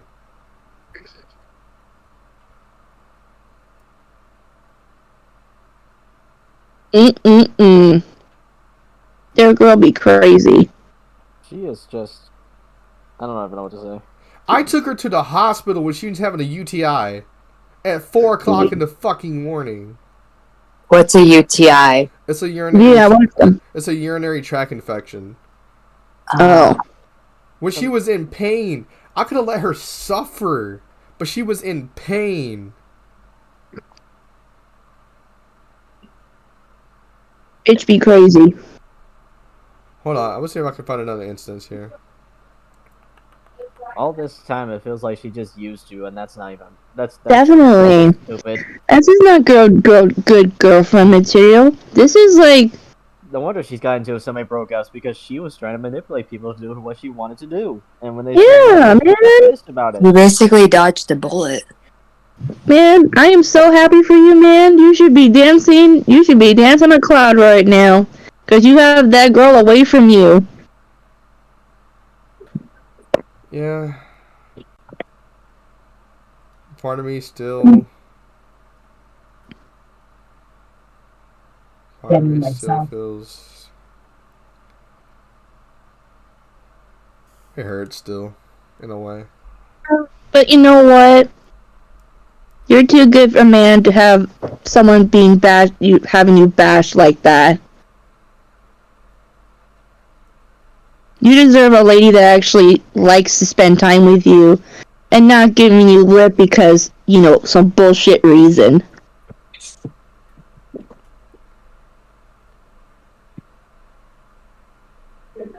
Yeah, those type of women, they're kind of rare nowadays. Because, like, us women, we can be crazy B-word sometimes.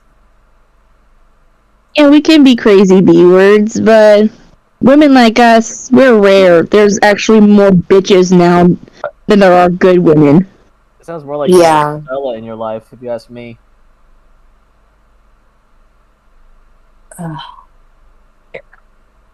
Because, yeah, I mean, my mom always said whoever ends up with me is really lucky because people like me are really rare. Mm-hmm. Like, you know, like lots of girls like going out to parties and, you know, like messing around. I'm the opposite. I prefer to like chillax and stay home. Yeah, me too. I don't like going to parties. I have like a thing where if it's like large groups, I can't go. Well, to a con is a different, but when it's like a big party setting, I don't like going to big parties. It makes me feel Yeah. uncomfortable, and the music is so loud that I can't hear myself, and it just drives me nuts. Yeah, I don't like going to big parties. I don't like going to like little kids' parties because those are fun. They're cute too. Seeing the little kids play, it's so adorable. Yeah, those I can deal with. The grown-up parties, not really. Yeah, I mean, I'm 30 and I don't even like drinking. I mean, I had like one drink during Christmas and that's it. Before that, I only had like a drink when I turned 23 years old. After that, I never touched a drink. Just wasn't really a big drinker. I'm more of a Yeah. tea and juice person, or coffee. Honestly, it's best not to be a drinker so that way you don't have to worry about it yourself in the future. Yeah. People do get addicted to it. I don't like it. I hate the taste of alcohol. It's disgusting. It tastes like It's a very weird bitter. It has a bitter taste to it.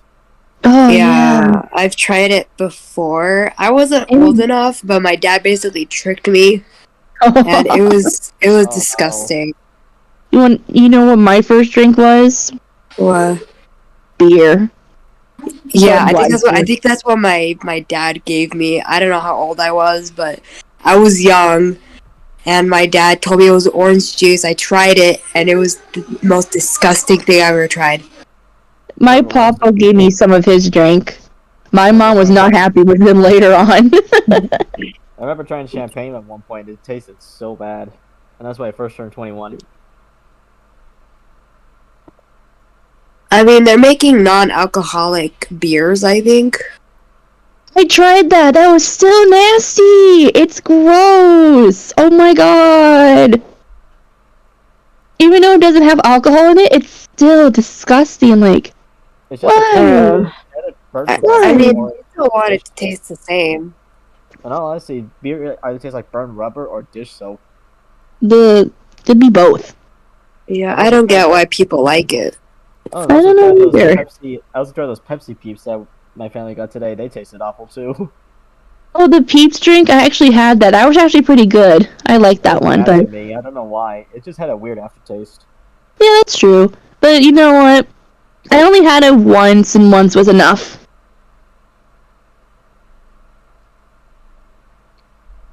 But anyway, Psycho, I think you just dodged a bullet from what she was doing to you because it's not right for her to control your life or make you do what she wants to do. Yeah, with like your money, like it's your own money. You can do whatever you want with it. Yeah. When it comes I to mean, money, my you have to work parents. together. You don't have one go dominant over the other. My mom goes shopping sometimes, and they joke about money, but it's never too serious. It's not like to the point of seriousness, but they always joke about it. Because they know it's like shared money, but they respect each other for like, okay, I'm gonna get this one, I'm gonna get this one, and like, okay. They talked about it, but it's not like to the point where my dad says, you can't buy that. Unless it's like, really, you can't have enough money. Yeah, I mean, I guess like if you're like in a marriage and I mean, sometimes people are spenders, so sometimes it's a good thing to control somebody else's money if you know that they have like maybe they're like a shopaholic or something. It's a good thing to control their money because you know that they'll spend it on dumb stuff that they don't need.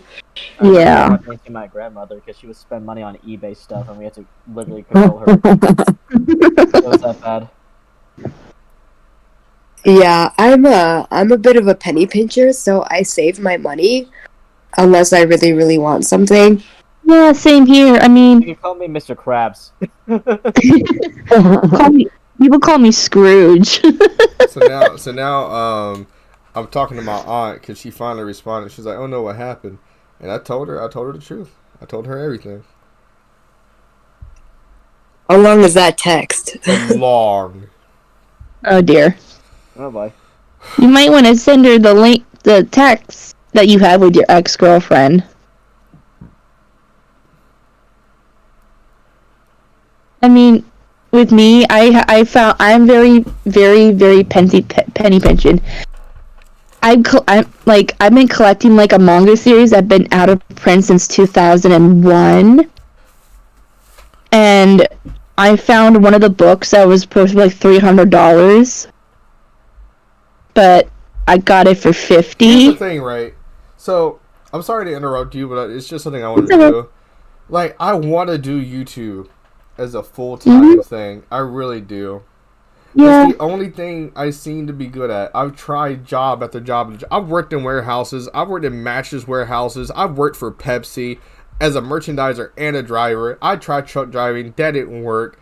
I've been to fast food. I worked at Taco Bell for like 3-4 months. Like, I've done almost every single job that I could. I've worked in warehouses. I've been over the road. I've been in the freaking fast food kitchen. None of it works for me. But you know what does work for me? When I'm able to get on here and do my voices and make people laugh. Yes, they aren't perfectly accurate voices, but it's what I love doing. And like, I want to be able to make a profit off of it. Not just for like my own thing, but to know like my whole focus can be on my channel and improving it and stuff like that. And I know, like, sometimes you gotta have a job. Like, I know, Maria, you do the substitute teacher thing. You know? Yes. Maria, if you wouldn't mind, how much do you usually get from Google AdSense? Just $100, depending. So, my whole thing is, what I don't get, right, is that if you're getting, let's say you have, 6,000 subs, maybe more. I haven't checked your channel in a little bit. But Mhm. I know you have like 6,000 subs, right? But what I don't Yeah. get is how come we're not getting as many views as we want? Like, what is going on? What is it? I know views don't matter, but it matters to the creators that want to like make something of their channel, because that extra funding can go towards you know, maybe getting better equipment, better quality videos, cameras, stuff like that. That's what I'm looking for. My major thing is that I want to get to at least 10,000. That way I can start getting sponsors. In fact, Yep. Maria, if you wanted to, you could actually get sponsors right now. That you could do videos with sponsors. Sponsors normally go out. They usually put their hand out to you, but the best ones to start off with are like energy drinks and like don't do Raid Shadow Legends. Yeah. Yeah. Rage Shadow Legend.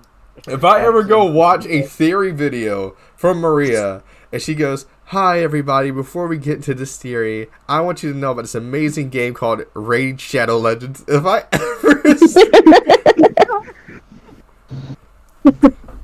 you can join my guild over at the Maria the Maria Theory Guild.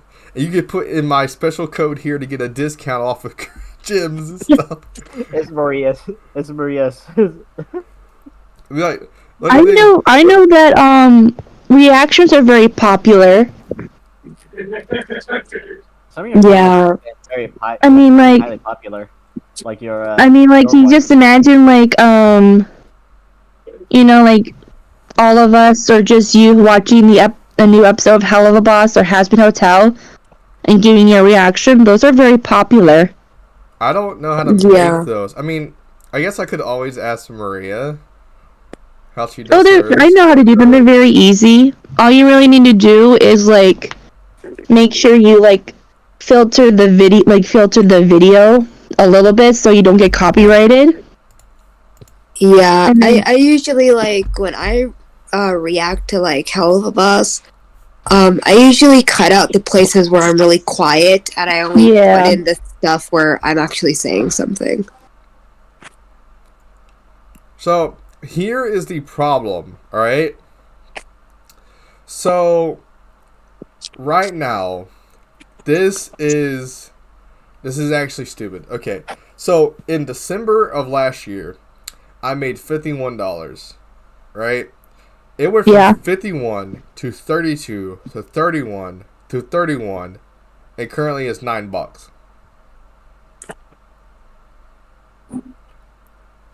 The thing I want to do is figure out how to increase all of these percentages, because there's a way because there's a decrease, and I was reading up on this, Maria, right?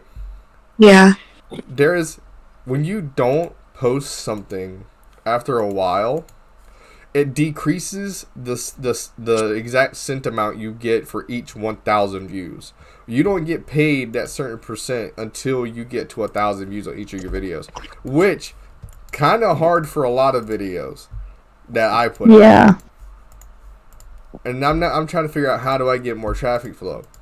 Well, the reason it goes down is because of something called invalid clicks. You ever heard about What's that? No. Yeah, what is that? Basically, there are some people that will trick the system into thinking they liked something, and then they will immediately dislike it, which will make your video basically go up and then down. And some people will do it on purpose, and that will cause your revenue to stagger. And apparently it's something that's been an ongoing thing, and Google can't do anything about it, nor YouTube. But it also comes from bots as well. Like if a bot subscribes to you, right? YouTube will then delete that bot, which means that you now have an invalid subscriber. Wow. Or an invalid view. Which it will then deduct that view from that specific video, which will make the percentage of how much currency you get go down. Well, that sucks. Definitely. That's a bummer.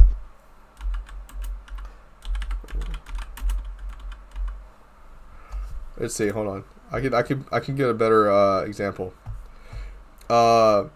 Okay, invalid traffic, also known as invalid activity, is any activity that doesn't come from a real user or a user with genuine interest. It can include fraudulent and artificial ways our systems. Oh, hold on, let me put some more here. Invalid traffic, also known as invalid activity, is any activity that doesn't come from a real user with genuine interest. It can include fraudulent and artificial ways to boost ad revenue for videos, among others. Our systems continually analyze your videos for invalid traffic and take steps to correct it. This keeps our YouTube ecosystem healthy and prevents advertisers from paying for invalid traffic on their ads. Examples of invalid traffic on videos: friends or contacts letting playlists of your videos run all day long, resulting in a boost in ad traffic due to ads playing on those videos. Announcing to your viewers that they should watch or click through ads on certain videos in order to boost ad traffic, thereby boosting ad revenue. Third parties running automated clicking bots in your videos to manipulate ad traffic. If we detect invalid traffic on your videos, we may refund the advertiser for that traffic, limit ad serving, or both. This means that you may not see the revenue despite ads still showing. It may also cause your estimated revenue in YouTube analytics to fluctuate and not accurately represent what your potential earnings could be. I don't do that. It's kind of annoying. So, whenever stuff like that happens, it fluctuates your revenue. That sucks, man. Yeah, so that's why sometimes I get discouraged when I'm not getting like 1,000, 2,000, 3,000 views on the video, you know? Because I want to do this stuff for, like, genuine. Like, I want to do it. Like, I want to make it a job. I don't want to make it just something I do. Like, the first time I've ever genuinely almost cried during one of my streams was when I was playing Murder 4, and Rose joined the lobby, and I just, like, I was there, I just stood there, and then Rose screamed, she's like, "Voice! Oh my god, can I hug you?" And then I hugged them, and they were just, like, jumping up and down in their VR headset, and I was just like, wow, is this what it feels like to, like, make somebody genuinely happy? You basically had a fan. Yeah. That's what made me want to keep doing this stuff. But the struggles is, like, nobody believes in me in real life, like, where I'm at. My family, like, they don't want to take care of me. I'm gonna let you guys know, my aunt and my dad have hundreds of thousands of dollars. Wow. And they don't want to share it with me and my sister. They'll take care of us when we need it. Like, they'll pay for our bills. They'll give us money if we ask for it. But it'll only be like maybe $80. Yeah. But we can't ask for it often. My whole thing is, I want a job. I'm not the type of person who's like, "Oh, I want a job," and it just sits on their ass all day. I've been looking for a job for the past year. The economy sucks. It was just not a lot. Colin has seen me for an entire year looking for a job. He's been here for it. Yep. I remember the times you said the different jobs you had and all that. Yep. I've been a security guard. I've been a truck driver. I've worked in warehouses putting stickers on baby mattresses, which was the most annoying thing ever. You have to basically find the end tag of each mattress, slap the right sticker on it, and then once you get done with that, the forklift has to pick up the mattresses, haul them over to a trailer. You have to then get in the back of a trailer, which is almost 400 degrees because of the heat during the summer, right? Mm-hmm. Then you have to basically stack 500 baby mattresses. Ooh. And you do that all day. Dang, man. It was a fun job, but the people that were around me were bullying me.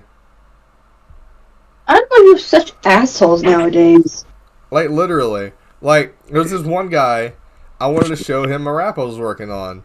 And I showed it to him, and he's just like, "I fucking hate rap. Stick to the job. You're not good at that." And I was just like, okay then. He's like, "If you want to listen to real music, listen to country." And I was just like, I was raised up on country music. I learned to write music from country music. Like, I can literally write, if I wanted to, any genre of fucking music. I am a songwriter. I love doing it. I have not had the ability nor motivation to do so as of late, except for, like, that one song I made for my ex. But I have a lot of songs that I don't have on here. Like, genuinely, I love my songs. But, going back to the whole job thing, I don't know what's going on. I think it's meant for me to do this. Like, I want to learn. I also want to learn how to play the lottery because I feel like, why not? Oh, don't do lottery. No, don't do lottery. Don't gamble all Don't your money just on take your money and shit it down the drain. Nah. See, there is a strategy to do it, and it's called not always buying it. It's called, like, if you have spare money, like cash, and you don't have anything coming up, sure. But to blow all your money on lottery tickets sounds real redundant. It's repetitive because a lot of people did that. Everybody wants to be rich. Like me, Yeah. I don't want to be rich just so I can be like, yo, I have all the money in the fucking world. No. If I were to have that amount of money, like, I would want to first, pay all my debts, especially the ones I owe to people. Mm-hmm. And then I want to use that money to start, like, an animation studio or my own studio. Make something that helps you get even more money. Yeah. I want to, like, for me, like, I've always wanted to help homeless people. Like, I'm not just saying that. Like, I've always wanted to do that. Like, when I was younger, I have a song. If I could find my old CD, I would play it one day. But it was like a homage to Tupac, and I was like, if I ever get famous, I want to get famous to help the starving. No fancy cars, yeah. The fancy cars, just feed the homeless. Like, it was something like that. I was like 13 years old. And, like, that was my dream. To become rich and then use those funds to do something bigger. If I ever became rich, I would buy a house. Not like a mansion. I hate mansions. Mansions are like the worst houses ever. Mansions are just too big and it's too hard to keep it. Yeah, they're too expensive too. I would like to buy like a small house on like the side of a hill, make it a hobbit hole. That's what I really want. I wanted a hobbit hole house. I've been broken up with. The one thing I've always thought about doing, but I always felt bad for it, like, which is why I never asked. But, like, I've always thought about, like, either posting, like, my Cash App or PayPal and just be like, yo, if anybody wants to donate, just do it. I've helped you out several times there, buddy. Yeah. You ever try Pinterest? Or not Pinterest, I'm sorry, Patreon? I gotta adjust my prices on that and really redo it because I didn't know what I was doing, and I have a $70 Patreon. I kid you not. Hold on, I kid you not. I can show you my Patreon that I had. How did you $70? Well, I didn't know what I was doing. I was taking examples from people. They were giving the wrong information. Definitely. Okay, let me show you mine. Okay, hold on. Let me read these out. Where's my tiers? Where's my tiers? Membership. Hold on. The Bunny Burrow level, $5 a month. Okay, that's cool. The Kid level, $10 a month. All right, that's cool. The Rabbit level, $20 a month. All right, that's right. The Ultra Hopper level, $50 a month. The Ultimate level, $70. I have too many tiers. I think going up to $20 is good enough, but I'm like, I should drop it to $1, $3, and $5, and just cut the other two. Cause, like, I don't want to offer too much. Yeah. But I also don't want it to be like, I guess in a way, like, I don't want to undersell myself too. Wait, what if I did voice commissions? Yeah, that's what we've been telling you. You could do voice commissions. I mean, ASMRs, voice commissions, anything that people want to request, and you just simply do it. You send it to them, boom. You get money, they get paid for what they wanted from you. There you go, everyone wins. Yep. Okay, I'm about to correct this. $1. Zero. We recommend pricing your lowest tier at $3 or higher. Oh, okay. I guess I'll go $3. Let me. I'm about to eat a walrus. Okay. Save.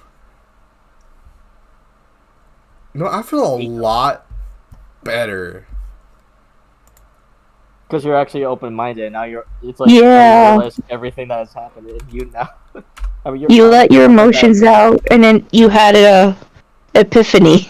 And then you had a realization when you opened up when you realized what was going on. Yeah. Yeah, it's not my fault. I don't need to blame myself for it. Yep. Yeah. She could take the blame. But it's always good to talk with friends. Definitely. All right. Okay, so I can't put anything less than $3. So Okay. I have one for 3, 5, and 10. I think that's good enough. Yeah, I think the 3 should be like say hello in your character voice. And like a 5 would be like an ASMR or a voice dub. I'd say about like 10 would be more like a request for like any. Yeah. You know what? I'm about to post my Patreon there. My Patreon's also in the link of this video. It's always in the link of all my streams. Link? It's always in the description of my videos. Link. Always in the link. My link's always in the link. You know, you should make like a little ad at the end of the stream. Like, don't forget to look at my Patreon and get some new updates or get some new product or something like that. You know what I mean? Oh shoot, that's what I've been doing wrong. I just thought about it. Of all the track, wait, do you do that, Maria? No, I think she's right now on. I think she's away, but I have seen like a couple of my reactors actually put it out on the end of their video saying, "Don't forget to go to Patreon and support me," and blah de blah de blah.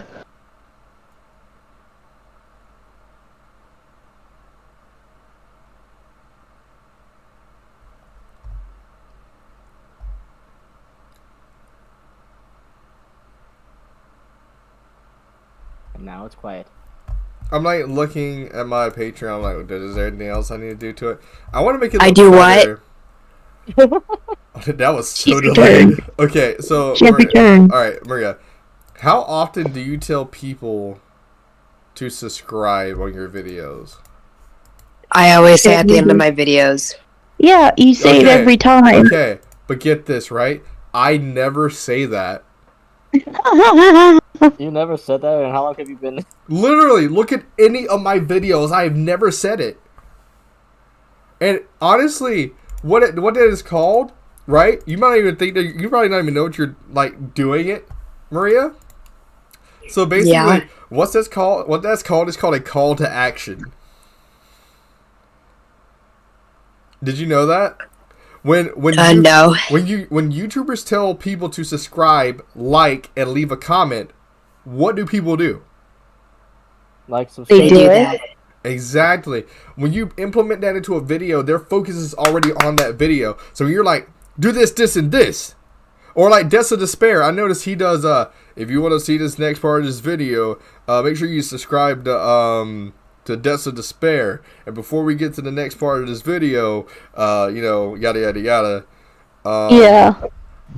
So, like for instance, I watched New Top 5. Like, New Top 5 does it.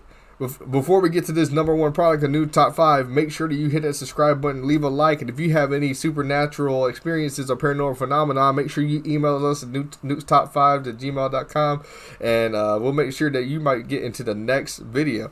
Like, that sort of thing, you know what I'm saying?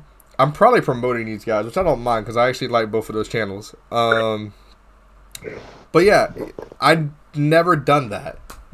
And I think I do it because I've seen a lot of YouTubers do it, so I'm like, I feel like this is something I'm supposed to do. So all right, you know what? Yeah, Maria, if you wouldn't mind, I want to work with you on like my channel stuff. If you would not mind. Or with me with what? Are you drinking something? I'm eating something. I'm Hold having dinner. on. Let me guess. Hold on. What do you? Okay. What's it start with? Like the letter. Well, it's an F. It's a Spanish word. Well, I'm fucked. Anyways, moving on. On the next episode of What Are You Eating Is it Today by Fertitas? Psycho Rabbit. Or for, like, fuck. No. That starts with an F. I can't say. I was gonna say It's food. I'll give you guys a hint. I eat it when I'm sick. Honey. Eat it when you're sick. No, wait. It's a Spanish food. It has a name, Spanish name, and you eat it when you're sick. Soup. No, it's not called soup. It's a called specific type of soup. Foop. It's called foop. Wait, a specific type of soup. Hold on. We're slowly opening this room. We have a lot of different types of soups. Okay, second letter. I. C. Yes. No, it's not tea. Okay. Is it like chicken soup? Hold on. Third letter. Come on. There's chicken in it. Okay, hold on. Gross. There's chicken. Wait a second. It usually doesn't, but Okay. you know. Okay, now you throw me with a curveball. Now you got me. Hold on. My mom sometimes adds stuff, so. It's S-I. What's the next letter? D. Sid the Sloth. Nobody cares about Sid the Sloth. Anyways, let's S-I-D. Spanish. Oh, I said F-I-D. F-I-D. Food. Hold on. This FID, that spells free. Creditreport.com, baby. Saw this ad on my TV. Thought my going was too lazy. I'm sorry. Yo. Okay. Next letter. I'm like almost done with the whole word. It's fine. What's the next letter? E. Oh, I see it. I found it. No, you can't cheat. No, you can't. No. I'm about to. Okay. It's FIDE, right? Yes. Hold on. Okay.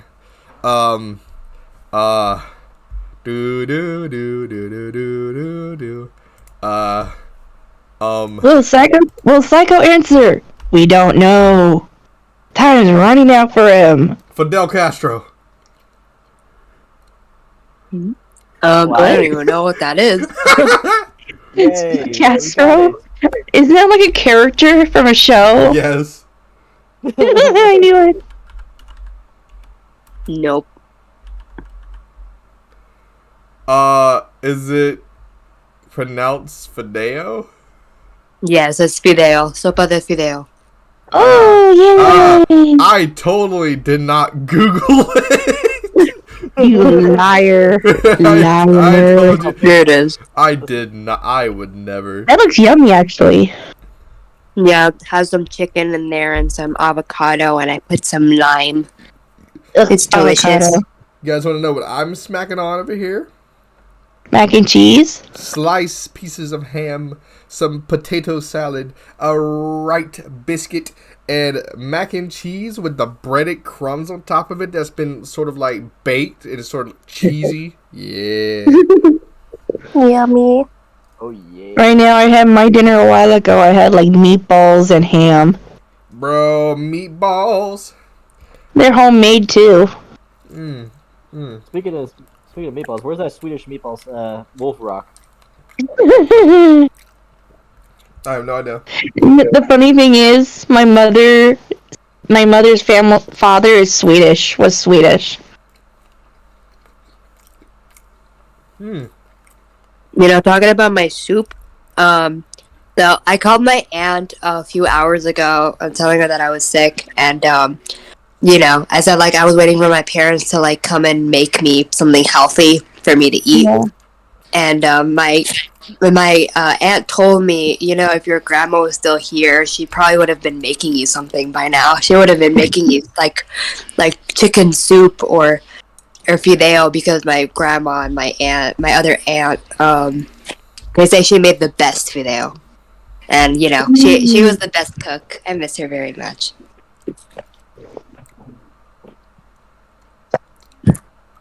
But yeah, usually when we were sick, she would always make us something to make us feel better, Aw. something healthy. Obviously, my mom is not the same, but I know it was made with love, and it still tastes good. I mean, a little something too. Ow. You need some M&Ms. Oh, you just spoiled the next question that he was gonna guess what you're eating. Oh yeah! God dang it! Want to guess the flavoring? Well, I don't even know what the heck my mom puts in it. The only ingredient that I know of is tomatoes. Tomatoes. Green beans, potatoes, tomato, ham, all. I'm also snacking on something. Oh, we gotta guess it now. Hold on. Okay, hold on. What was being said? I said I'm also snacking on something. Hold on. Is it a candy? You said what it was earlier. Hold on. I'm using my great power of mysticism, and I'm using every inch of my pubic hairs, which is none because I shaved. I'm using the ends of my leg hairs are standing up. My toes are wiggling. Was it M&M's? I'm not big M&Ms. No. You said it earlier. It was M&M's. I'm a psychic. All right, don't try to put me down. I'm a psychic. What flavoring though? I bet. Hold on. Salted caramel or peanut butter? I'm thinking they're chocolate. Huh? Mm. Not Nope. chocolate? Nope. I can't think of another flavor. Hold on. There's salted Starts with caramel. an O. Hold on. There's salted caramel. There's orange sickle. There's Oh. Huh? Was that it? Yeah. Trust me, I like M&M's. So there's orange sickle, fudge, peanut butter, milk chocolate. They're regular ones. The one that had the nuts in them. The caramel ones are caramel. Do you have the minis? Do you have the king size packs? And then there's what else? Did I say fudge Family brownies? size? They had the fudge brownie ones too. Yeah, There's a coffee one. that too. That one too. I don't really like that one though, so I don't count it. Let's see here. Huh. Trying to think. You did say it. Trying to think of more. Yes, you can have a hug, Brittany. You can have a hug.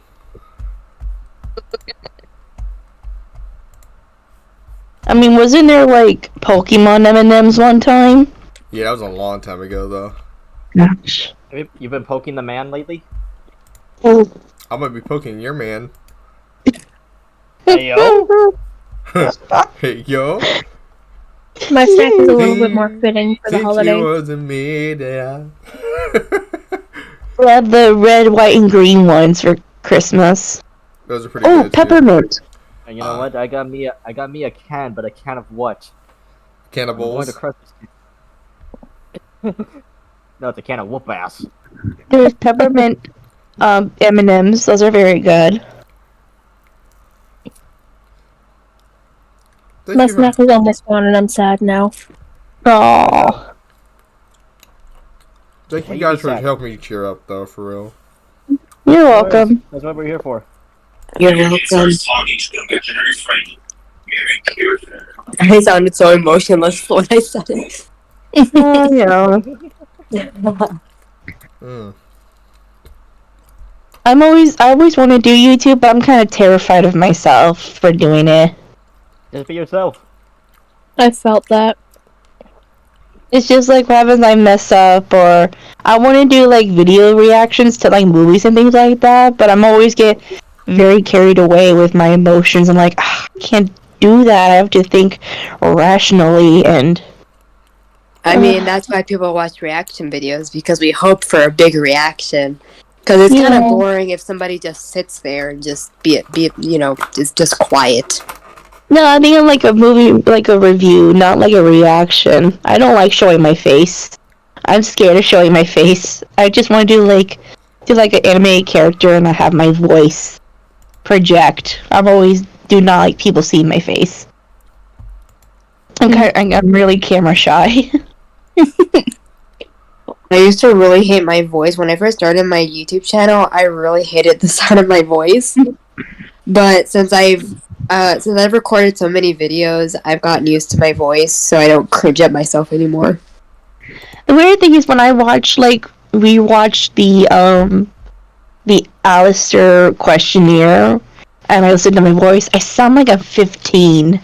I'm like, why do I sound so 15? I'm 30 years old. Sometimes we just sound like we're younger than we're supposed to. I mean, have you ever recorded your own voice and then listened to it, and then you end up figuring out that it sounds Trust me. Let me give something. You guys want to hear some great voices for you?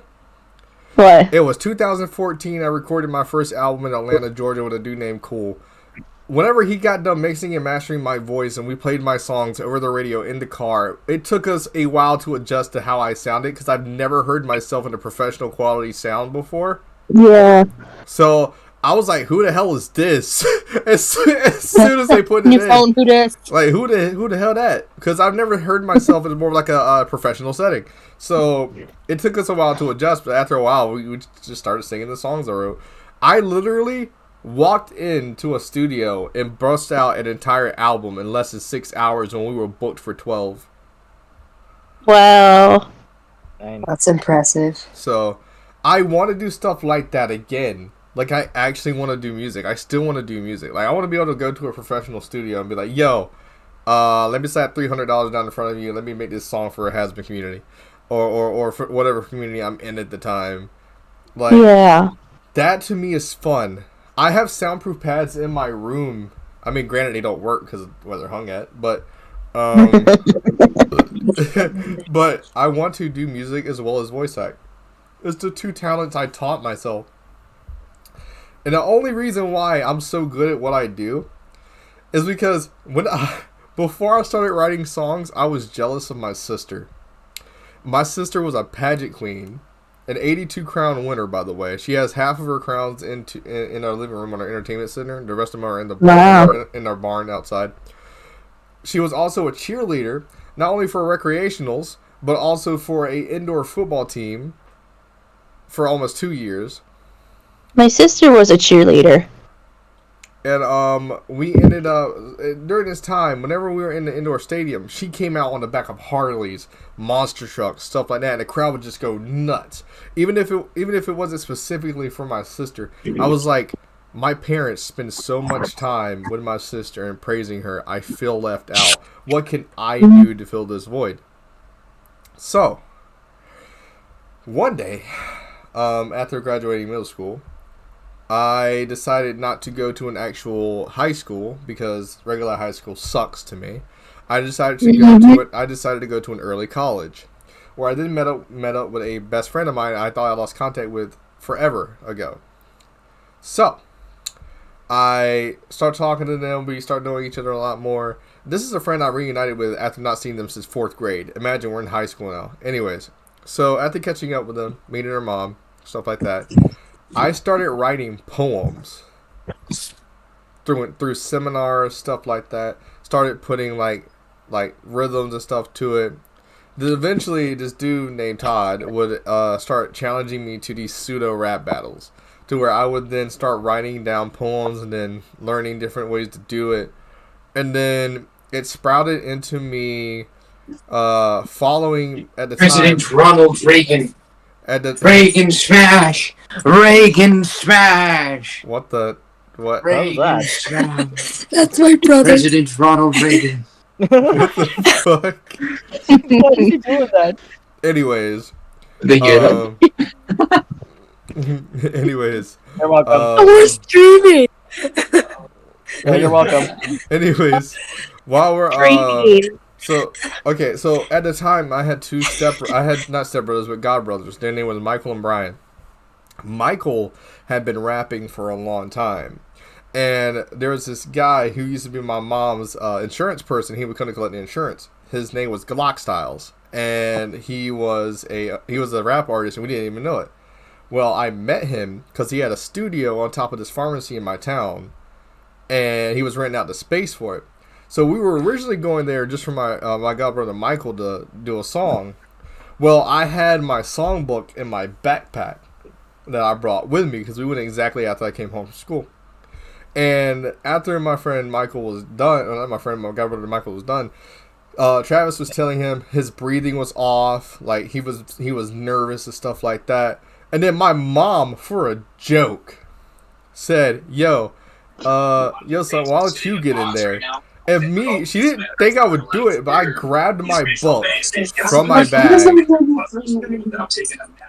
She grabbed my book. You can no longer trust the banking system. You can no longer trust the U.S. dollar. You can no longer trust the Federal Reserve. I'm just We can hear you. Trust the 401k. It's time to take your future in your own hands. It's money out of the banking system. What is that? Before we start off That's with my that brother. Psycho That's my story- dad's Before video. we start off with Psycho, please listen to this. As you guys can see, my family doesn't know the. So they call lower the volume. Anyways, I ended up getting into the booth with my book, and after doing that, they're like, "I'm gonna play a random beat. Just take any song that you've written, finished or not, and just go for it." Well, he starts playing the beat. I can't hear him because it's soundproof. Obviously, I can only hear him through the headphones. So he goes, "Okay, check. Can you hear me?" I'm like, "Yeah." He's like, "Go ahead and go for it." I start doing the first hook of the first song I've ever started doing, and it's called Rapid Fire.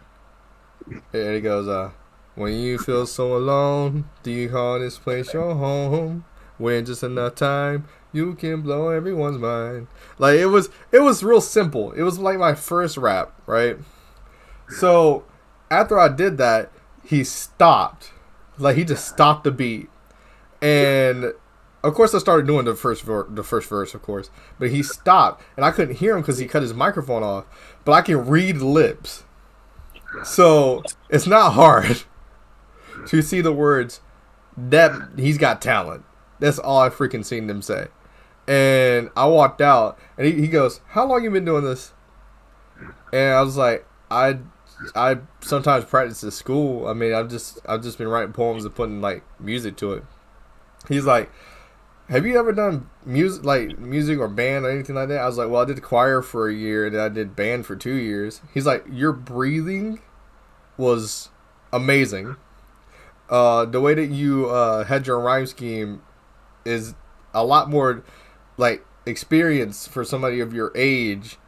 Like it blows my mind." So for my birthday, there was a dude named Lynn Fairley that came to my house. Total surprise to me. And it was a surprise for my mom, a surprise for my dad. And they looked at me and it was like, "This here's Lynn. He's going to be recording your first song. Choose a song you want to record. And we're going to be in this living room. He's going to be charging us $50 an hour, so you got to get this song done." Right? So I start doing it, but I'm nervous because people are watching me. My dad's watching me. This guy's watching me. My mom's watching me. So I'm trying to do this song, and I'm shaking to death because, like, it's stage fright. I'm, 14, 15 years old? Right? So I keep messing up, and my mom just pulled me to the side, and she's like, "Listen, This is your opportunity to do something big. Walk over there. I walk to the end of the counter, like in our living room, and she's like, I could tell him to pack up all that equipment and tell him to go. And you would never get this opportunity ever again. I won't waste my money on it. I won't waste my breath. Right? So I looked at her and I walked back over to it. She's like, if you wanna make me believe that this is what you want to do, talk to that microphone like those bullies mess with you at school. Talk to that microphone as if you got something to say from your chest of all the bullying and the shit you went through when you were younger. If you want me to believe you can do this, you better give me your all right here. I proceeded to do the song. It got to the point to where my entire neighborhood had this song playing in their cars. I'm talking CDs, burnt CDs. My mom's insurance person came up playing it. This song had me performing at small, like, hole-in-the-wall clubs. Like, there was a place called Rockfish I performed at with a dude named, what's his name? DJ Eliza. And then there was another one in a place called Fayetteville I performed at. I had VIP at. And then I have flyers still. I'm pretty sure on my mom's Facebook page, I still have flyers from when I was supposed to perform as a VIP for another club. I even have pictures of me in a limousine. I can show you a picture, a collage of images that my mom took over the years, where I'm literally standing with my arm wrapped around DJ fucking Khaled. That's cool. That's really cool. But the thing about it is I don't feel that same passion for music anymore. Because every time I do music, I feel like I'm forced to be compared with, like, Paranoid DJ or Sewell, how to fucking say his name, or anybody else who does has-been music. Because I feel like my songs, one, aren't the greatest quality when it comes to listening. And I have a way of writing my songs that most people don't like. And I get that. But it's mostly a discouraging factor for when I want to do songs in character voices. Because I always know that you're always going to be compared to someone who can do it better than you. Yeah. Always. And it's real discouraging. And that's what kept me from doing music for a long time. A really, really long time. When I You should first... see me. You should see me when I was younger. My sister had a talent for art, and I was jealous of my sister for a very long time because she was so much better than art than I was. But I still kept going, and then a couple of years later, she just stopped drawing. And I still kept going. It's kind of weird, though. Like, for me, even if I were to start making music again, I wouldn't know what to write about. I wouldn't know, like, where to go with the music.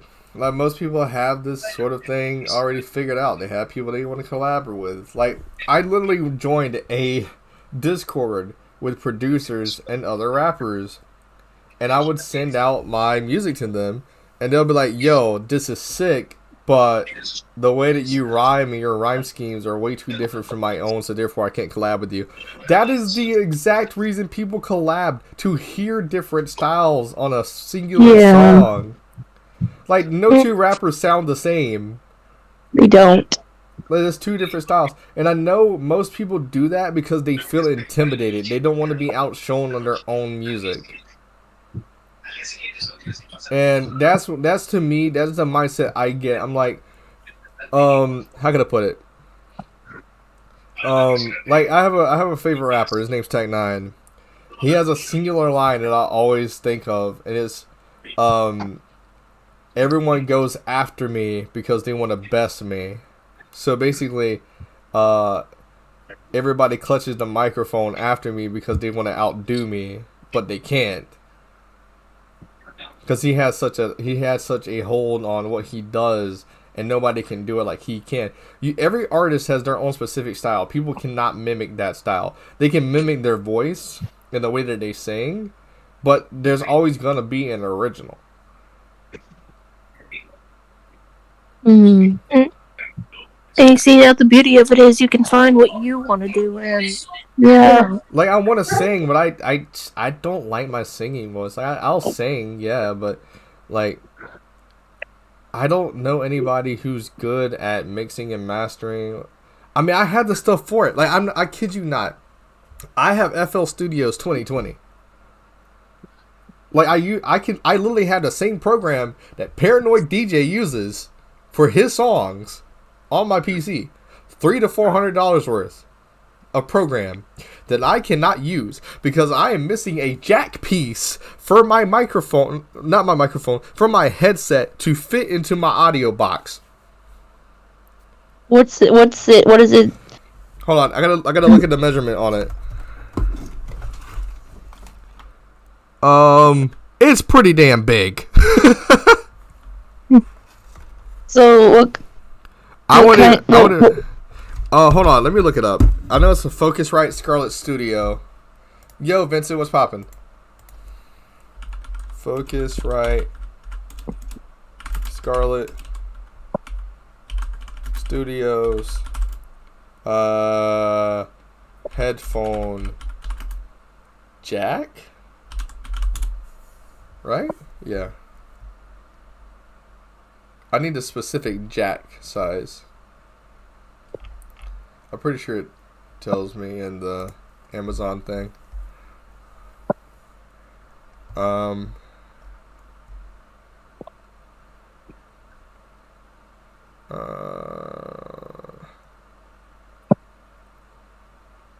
Is it like a box? No, it's not a box.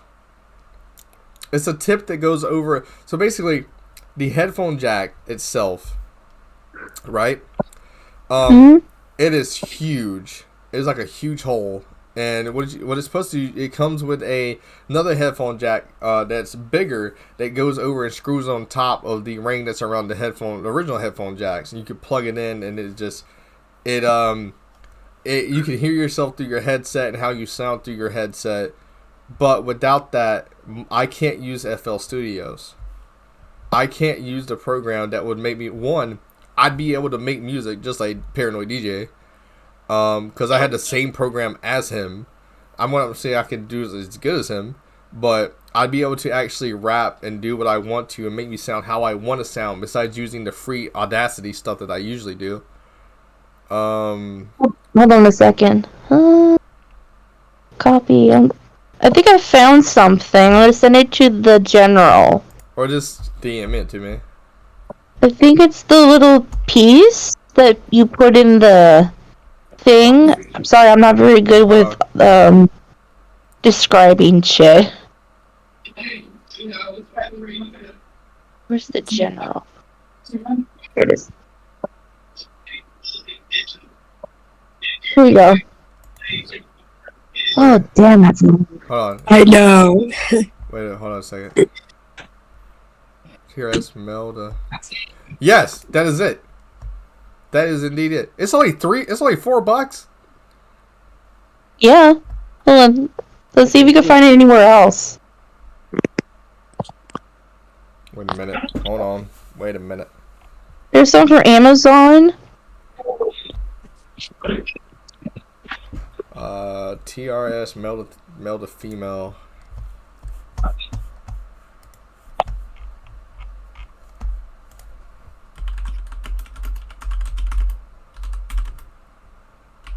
I'm pretty sure it's a 3.5. I can get 4 for $9.99.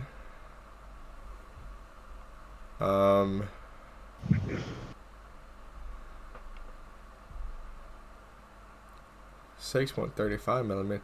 I don't know which one this female stereo audio jack default aux keyboard guitar amplifier. Okay, that's not what this for.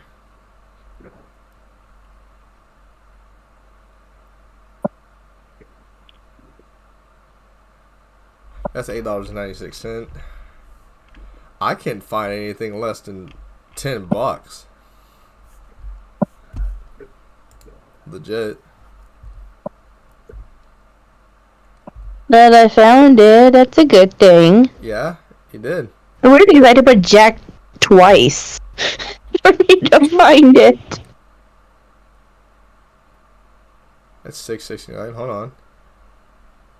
I need 3.5. Yeah, I think that. Yeah. Adapter. Okay, so that's what it's called. Let's try this. Pretty sure this is it. I might go ahead and buy this, to be honest with you. That's 6. Okay, so that's what it's called. I don't think it's 6. I'm scared because I don't know. I don't want to buy one and it be wrong. Because I don't know the Yeah, size like it- of this. Do you have like a music store near you? I think it's a little bit far. You could probably just give them a call and ask them if what you have is like if this is the right one. Jack adapter. I think I found what it's called. Oh, well, I think I know the size of it now. Because when I put up exactly Focusrite Scarlett Studios headphone jack adapter, all of them are 3.5 millimeters, so I'm guessing it's 3.5 millimeters. Apparently, it's called a. I can't say it out loud because I can't read the fucking thing. It's spelled SENNHEISER.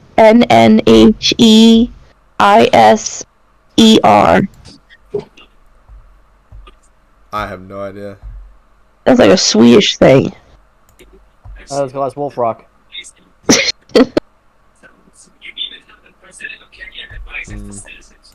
But at least you have something now. You know what it looks like and the right size for it. 3.5 millimeter.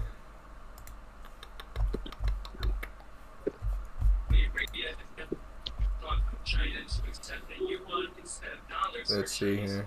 Horsepower. Yeah.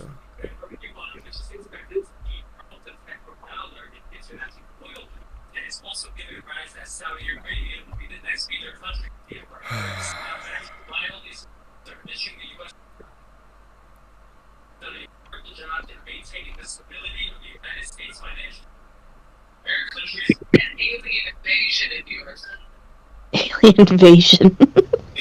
Alien invasion. Oh no! Watch out for Alien xenophobe. invasion! Don't worry, we just need to throw water at them and they'll go away. No, alien invasion. Throw the cheese. Throw a glass of water on them. Look at they're disapparating. We're fine.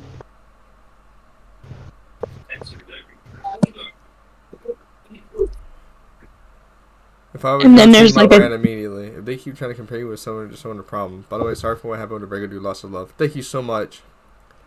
Should I change my brand? What do you mean? Should I just do music? I mean, it's all up to you. Yeah, you can just do both or whatever you want to do. Because like I want to. I like music. But the thing about it is just, I don't know how well I'll do with it. You never know unless you try.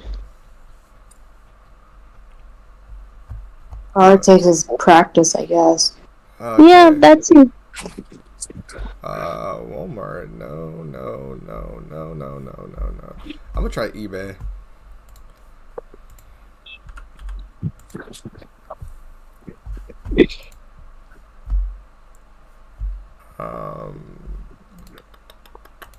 Glad you guys can't see my screen. Oh boy. Let's convince him to show the screen. Let's see the screen. Nah, we're good. You're good. You're okay. You don't need to see my sins. I can imagine it's all Sally Mae. Nah. No, sí, tienes que ver. Hasta con todo. Let's see what we got here. There's Ox. Wait, Excuse me. 355 millimeter mini stereo male, the dual RCA female speaker gold plated adapter.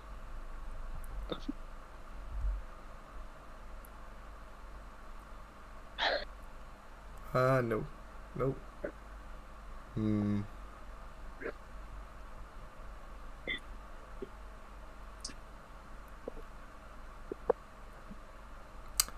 I'll buy this for $2. Why not?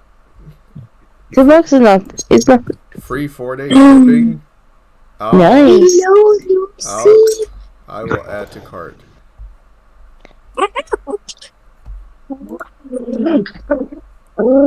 I also need a new microphone stand. Let's see here. Oh, I know one. I actually bought one for my microphone a while ago. I want one that hangs from or hooks to the side of something. I got swing arm mic stand. I have I only mine's a stand you could put on the the desk. Let's see here. I have that thing where you put over the microphone though.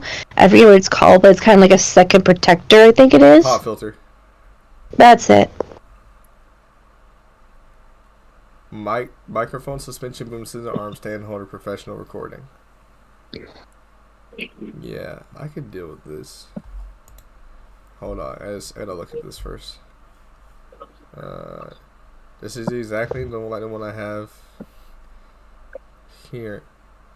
That would hold. My little I'm gonna add it to cart. I should be able to afford this all in one go.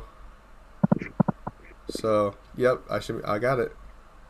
Nice. I just need to change my card.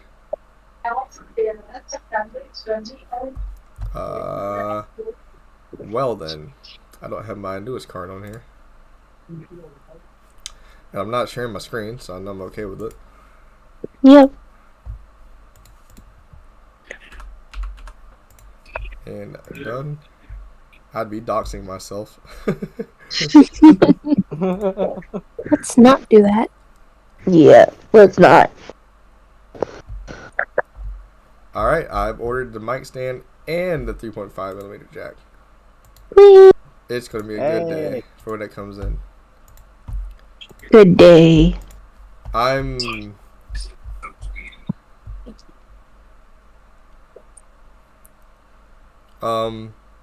thank you so much, Vincent. And what's my money? You find someone better, and don't forget you have your friends are friends for you forever. Thank you so much. I'm not going to stop with the ASMR, but I may make a second channel. Cool. Like for gaming or I may make for music. Music, yes. Because here's the thing. Because if I advertise my music on a different channel, that's of course that's two different channels. That's 2 times the revenue I can get off of payments and stuff once I get going. And my main thing is I want to make passive income. That's my whole thing. I've been watching these self-improvement videos and like how people mostly make their money, and I'm like, having a way to make passive income is a great way to begin your head start to becoming like totally autonomous, which means that everything pretty much just does stuff by itself. Yeah. That's what I want to achieve. Like, still being able to put in my part in making the videos and making the music, but none of the stress of having to worry about when my next meal is coming from. Yeah. So. Understandable. So, that's what I want to do, and I want a challenge to make a song out of. I want a character. Someone give me a character. Alistair. I've already made an Alistair song. I made too many Alistair songs. Give me someone besides Alistair. Angel See. Dust. I've made a song called Celebration about Angel Dust. I made a song called What If It Was Me? No. Was it? No. It was... Pretentious. Sally Mae. I've never made a song about Sir Pinches, actually. Try that one. I don't know too much about Pinches to make a song out of him, sadly. He's from, I know him. He's from the 1800s, but he's trying to be like that hip and cool dad, but he's failing so badly. Like he's an overlord wannabe. Yeah, he's trying to be He had a hip with the skateboard. kids and whatnot, but it fails so badly. I mean, he had like that skateboard. Alright, like, Vincent, what's your name? Yeah.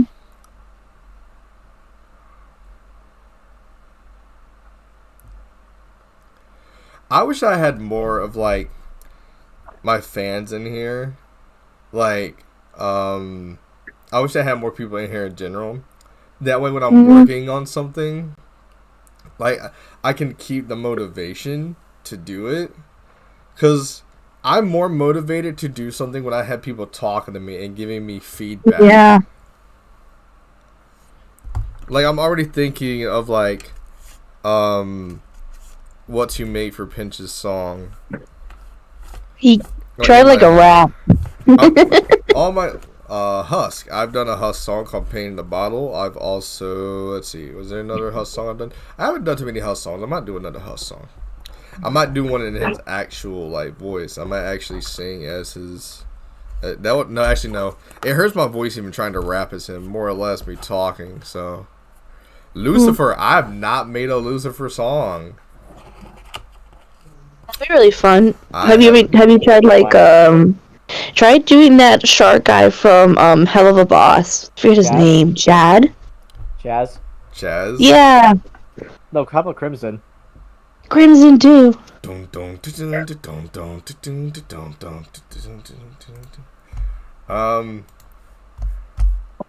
know this is a night stream, recent breakup eventing, but I kind of want to end this because I'm in the mood to write a song. Who's up for another stream? I'm gonna be up for a while. I might even crack another monster. I might pull a 2-dayer just to pump out something. I know normally I would go to sleep at this point, but I'm not sleepy. I'm really not. And actually, I'm not gonna use a monster because if I end up falling asleep, I want to do it naturally because I've not been asleep for in the next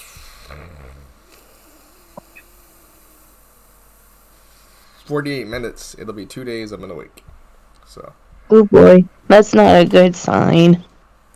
It's not, but I also had a bunch of that stuff on my mind. Maybe now that you actually relaxed, or now that you're like doing some work, then maybe you'll able to get some sleep. Yeah. Oh shoot, my body's popping now because of the stress coming off of me. Oh. Oh my god. Feels nice. Yes, it was glorious. I think after this stream, you're just pretty much feeling much like yourself now. Yes, I am. I'm feeling a lot better. Alright, I'm about to end this stream and then Okay. start another one right after. So